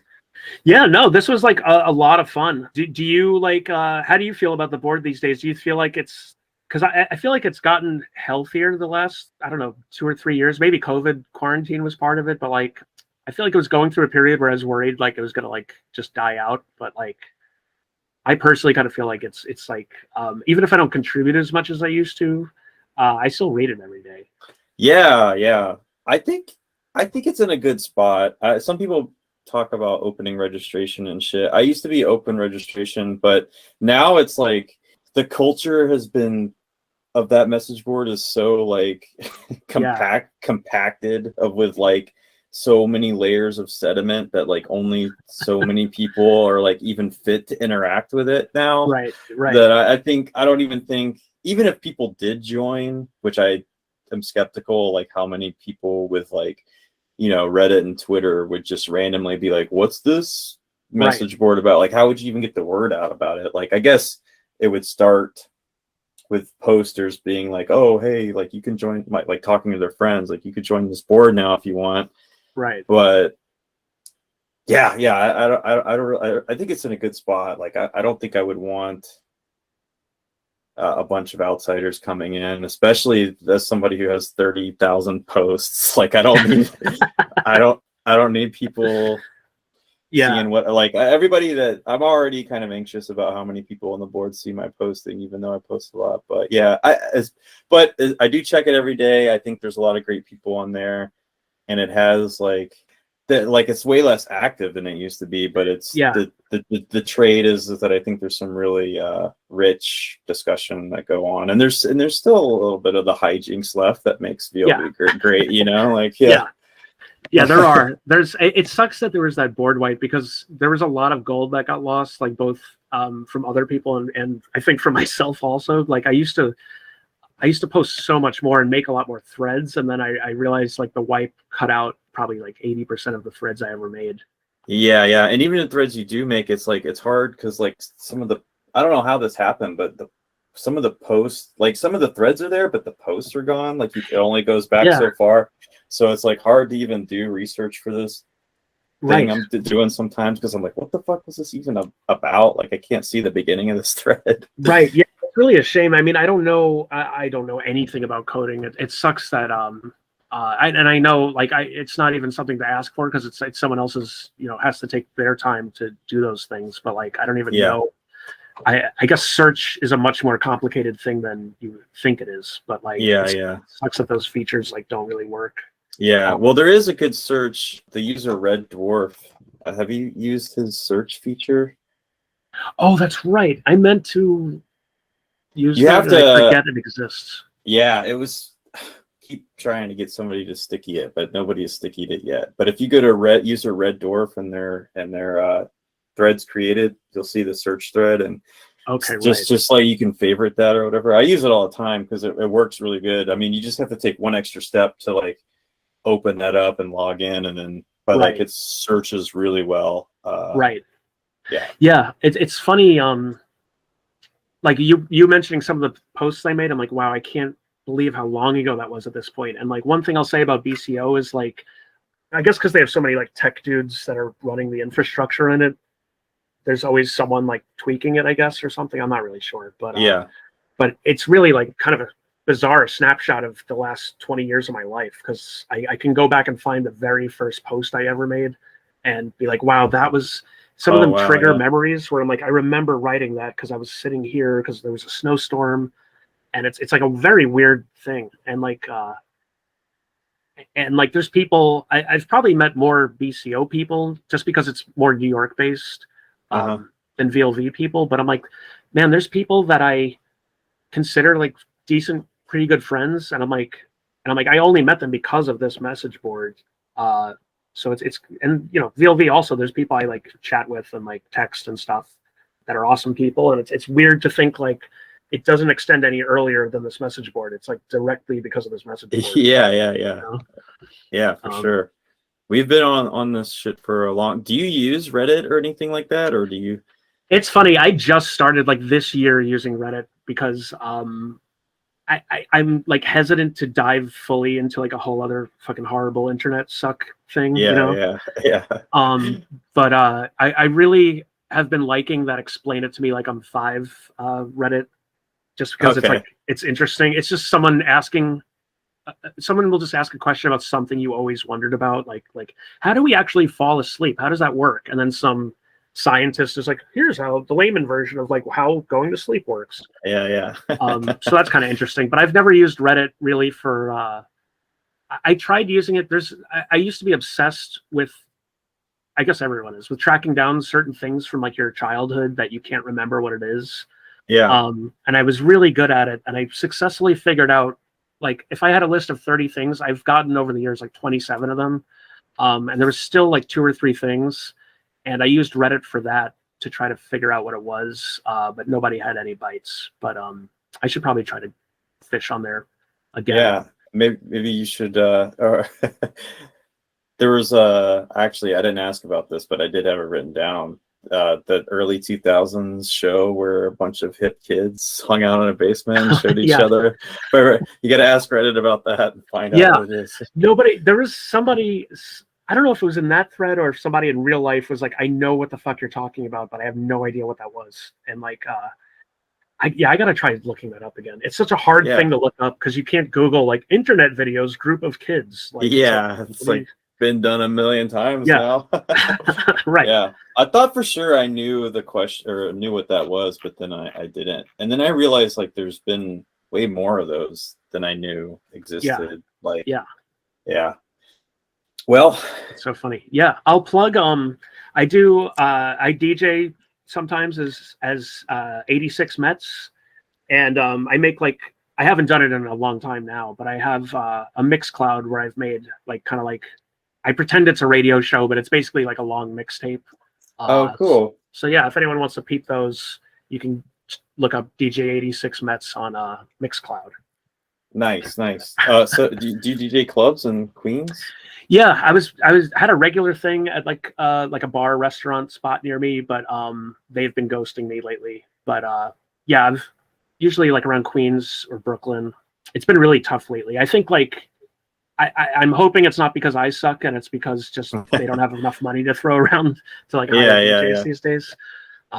Yeah, but it could be. It's so hard. There was one place I would have been perfect for with what I was playing, and they were like, "We already have a DJ. Why do we need another one?" I'm like, "Well, the idea is to maybe spice it up and have more than one." But yeah, there's more than one night per week. Yeah.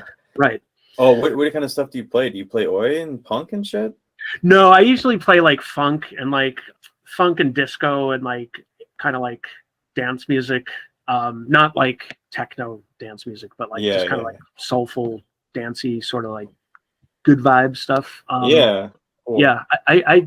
I've DJ'd punk a couple times, but like I kind of like hate DJing punk music. It's just like the songs are too short and it gets like too absurd, you know? Yeah, I can see that.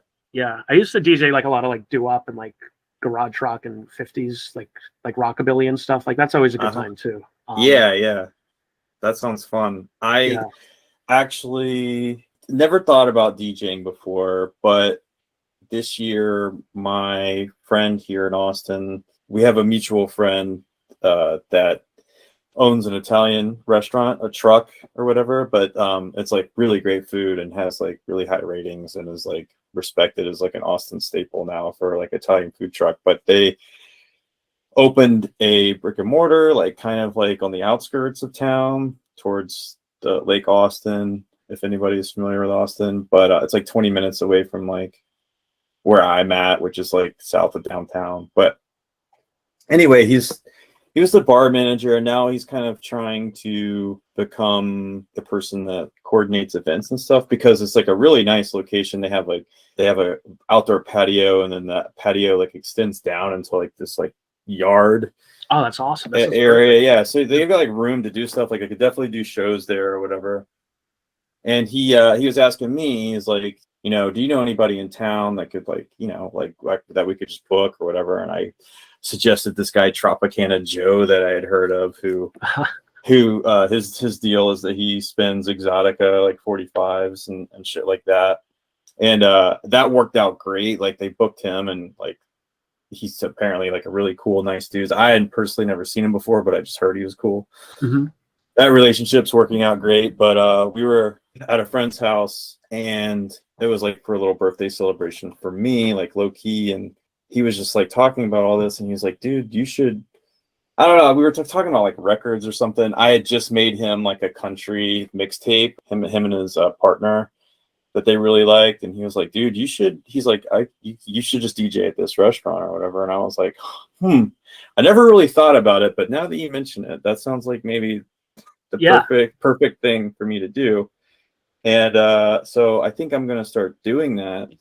That's and awesome. Yeah, so I definitely have enough records for like a country folk set for sure. And I was like a little bit nervous doing this, because like I don't know how many people like country, but then I was like, wait a minute, we're in Texas. Yeah, I was gonna say it's an Italian restaurant, and it's kind of like this will be like when people are like eating and shit, so that's like a pretty like low key chill vibe, I guess, that would work pretty well. Yeah, that's the thing I've found. Like I really liked this bar restaurant that I was DJing at. Was like the perfect thing, because it was people were eating and chilling, but also some tables would be partying a little bit, but there wasn't that pressure to like get everyone to dance or anything necessarily. Yeah, and I feel like you can branch out a little bit more, because you can just play like a cool country song, or like, you know, I was playing songs that like you wouldn't necessarily dance to, but are good to like listen to while you're chilling.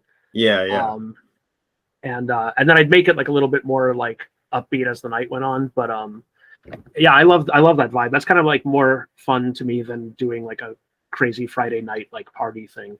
Yeah, because then if nobody's dancing, you're like, yeah, you feel like kind of like but whereas I would just be like, these people are lame because they're not dancing this shit, and it's awesome. Because I've been actually buying a lot of like Italo records. Oh, sweet. Yeah, just because I have like I mean I've been doing this thing where like I've always liked a genre of music where like, you know, the few songs that I've heard like a really like few awesome Italo cuts that I always really liked. So I was like, yeah, I love Italo disco. But recently I've just been like deep diving. Mm-hmm. So now I'm like discovering that there's like 400 amazing Italo tracks, and of course I need to get every single record or whatever. So eventually, pretty soon I will have a pretty good Italo collection. And now I'm thinking like, well, so now I can do a country set, and I can also do an Italo set. Like, where am I going to, and it would make sense to do it at the Italian restaurant, right? But then I'm like, I don't want to like drop some like pulsating synth beat on some people that are trying. So I'm a little nervous to like suggest I do that, but in my mind, I think it would be a lot of fun once this shit gets going. I don't know, maybe you have some advice or something, but like how would I even? Yeah, you could totally do that. If I wanted to get into like a dancier vibe, like where could I or like how would I go about? I mean, I think just being like, hey, I'm a dude that have a bunch of Italo records, and I want to bring them to you. Right, like I started kind of like billing my nights as just like I would start describing it just as like good tunes, or like sick jams and great tunes or whatever, and like I would throw some genres on just to give it some kind of idea of what it's going to be. Yeah. But I hate being stuck in like I can only play rockabilly tonight, or like, you know, I want it to just be like I'm just gonna, don't worry about it, it'll be good. Yeah. And like there's an Italo, maybe it's more of just straight disco remix of Jolene. So you could like bridge, you could go from the country into Oh, damn, that would be sick. Like when Yeah. it hits 8 p.m., the Jolene yeah, just yeah, exactly. fades into the dance version, and then that's a great idea. Yeah, just ease into it. And yeah, I love that stuff. I like Simonetti got me into Italo, like because I was I guess it's like it seems to be a natural path that like punk people as they start getting older start discovering dance music. Mm-hmm. And for so long I was like, fuck dance music, it's like soulless, brainless nonsense, and like I cringe at thinking about this way I used to think about that stuff. Me too, yeah, because the Italo disco tracks that I've been coming across are like the completely opposite of soulless and Right. stuff. There's some of those like synth lines and vocal melodies and hooks are like give me like tingles, like how much like emotion is in them. Sometimes I'm like, God, this stuff is like epic and like and the ability, like I spent years trying to find what that type of music was, because I only understood it as the music you kind of heard on like VHS tapes that would play over like when they told you who the production house was, you would just hear like bow, bow, bow, bow, and I'd be like, what is that? And then I saw like Simonetti DJ, and I was like, holy shit, like this is that. And he was like, yeah, it's just Italo, dude. Like, and I was like, oh fuck, like, and it like cracked open that whole world to me. Mm-hmm. And, like, do you know that track All Right by Vivian V? Yeah, and she also does Higher, which I'm really into, I think. Yeah, I love like that song. That was probably what he was playing, I think, was that song. And I was like, holy shit, like this is what I've been looking for. I knew there was something called this. yeah. And like, and it just instantly, like, I don't know, something, it's obviously it's like a kind of a thing now, but like just that aesthetic of like neon and like some cyber dark club and like, clear plastic brick and glass brick or whatever. And I love that shit. Yeah. If I hit the lottery, I would have like a total like Miami Vice like nightclub in my basement. yeah. Fuck yeah. And I've always loved electronic music, from like ambient to like that band Zombie and shit. Mm-hmm. Like I just love the way synths sound, but I never realized like how great synths sounded in the 80s in Italy, when they were like throwing all this like production money to have like people producing and writing and like programming like all this shit. Like I think a lot of money was involved to like make these like epic dance hits, and like all those synths are like analog and shit. So when those records are like, they just sound, I don't think I've ever heard electronic music sound better, is what I'm saying, than that like time period. Right. It's uncanny. And like, and even just, straight disco, like obviously there's plenty of corny stuff, but like real, like serious disco, like I started really getting into it like 4 or 5 years ago, maybe. And you're like, I can't believe people used to write this off as that, because like, you're like, everything I'm hearing is like, this is a real drummer playing this. Like, this is a guy playing a 15-minute disco song, and he's never losing the beat. And like, the bass player is like perfectly in lock. Like it's just shredding some unbelievable groove. Yeah. That kind of anti-disco hate was like effective too. Like I always just thought that was like some bunk ass throwaway genre, until like I got older. And I remember like when I first started getting into records, and like, you would go to like, I don't know, just anybody that had records, you would just take them all because you're like, oh, cool, records. And someone gave me like a bunch of disco records, and I remember like just bringing them out one night with my friends, and we were like throwing them in the street and like breaking them and shit, because we were like, oh, these suck. And now I'm like, god damn it, like that shit was awesome. Like, probably broke some awesome shit. Do you know the user Rob X? I've met him. He lives pretty close to me, I think. Oh, cool. I've never seen him. Like, I know he DJs at on the Lot Radio, I think. Unless I'm mixing him up with somebody. It could very well be. That would make sense. But his whole deal is like he's made those like Soviet era. And Eastern Bloc, like USSR Eastern Bloc, like 80s like funk, disco, like electronic shit. And, those are so good. I bought. I can't remember if I got the last one he put out, but I know I got the first two.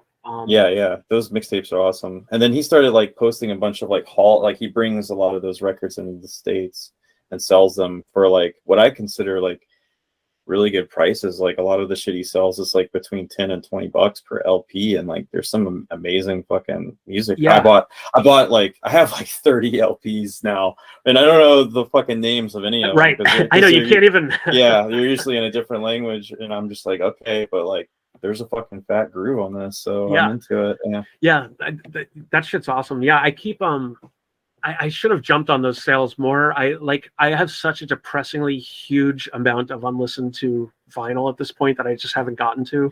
Yeah. That I feel like insane still buying records. So I try to stop myself. Yeah. You know, but those things, yeah, those are awesome. Like and when I started getting these DJ gigs, like I started just shifting from vinyl to using like a DJ controller.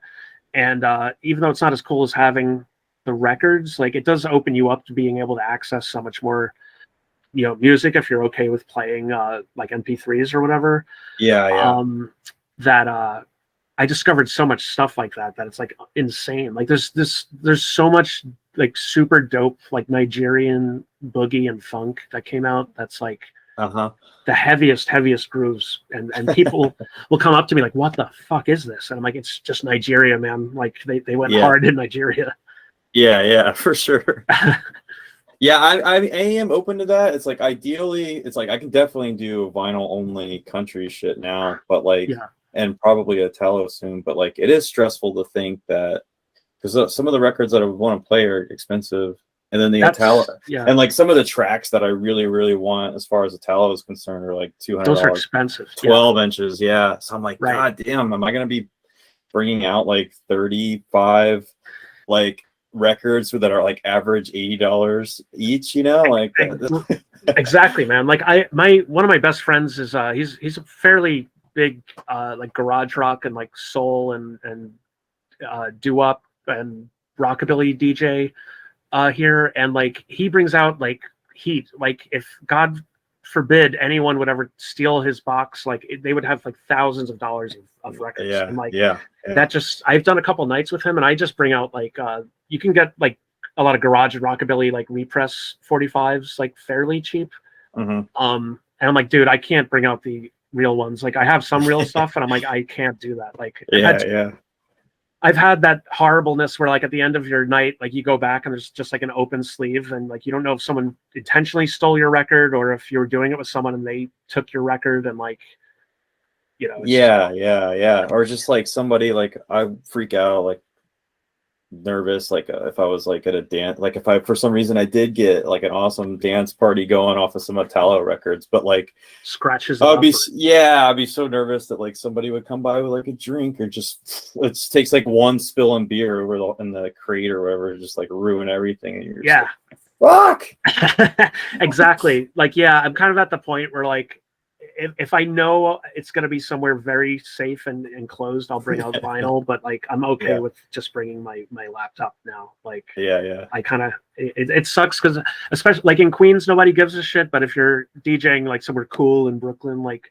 there's definitely a little bit of a upturned nose if you're not using vinyl, and I'm all for it. Like I'm super pro vinyl, but like I don't want to like lose my shit because I'm also so OCD that I'll lose my mind and have to get that record again before I can like go to sleep. And, Like I'll have to like buy it that night. Yeah. No, I am that way too, especially if it's something that I like recently bought or something that I was really stoked on. I'm like, fuck, I guess like there's just no option but to rebuy right now. Right. Cool. So, well, maybe I'll ask you once this thing going. Maybe I'll shoot you a message and kind of pick your brain and kind of like maybe like just like random questions, like how do you, I don't even know, like it's just unforeseen shit that happens like when you get into the DJ world, like how long should I play a track for, or like what, like how do you seg or like whatever. For sure, man. I any help I could give, I'm happy to give, and I'm still learning a lot myself too, so like it's definitely a learning process. I wish I was so intimidated when I was younger to do any of this stuff because I had friends that DJ'd basically as like a side job, and I was too intimidated to do anything about it. And like I wish I'd fucked around more in like my 20s and had more of like an open schedule where I could go out till 4 a.m. on like a Wednesday, and I just can't do that now, you know? Yeah. Yeah, me too. But you know, whatever. It's like better late than never, I guess. Exactly. Sounds like a fun time. Yeah. Well, dude, I'm gonna hop off and go play some Dungeons and Dragons with Hell yeah. my 4 o'clock game. I really appreciate you spending so much time with me of your day to talk to me and do this. And it was nice meeting you, and hope to talk to you on the board some more, man. Likewise, buddy. This was great. Thanks so much. Yeah, cool, man. Have a nice day. Talk to you later. All right. Peace. Yep. All right, folks. Thanks for listening to that interview with the Olsen Twins Plus. I hope you had a good time. I know I did talking to them, and I appreciated Olsen Twins for coming on and having that chat. That's going to do it for today's episode. I'd like to thank a few folks, Mr. Red Dwarf for hosting this podcast, for streaming capabilities, Barrick for the idea to do this dumbass thing, and Apraxia for the title of this beloved chart climbing podcast. I'd like to reveal at this time that Servo will be the first VLV mini boss on this podcast. Don't know when. Might be a surprise. We'll see. Until then, I'll see you on the board.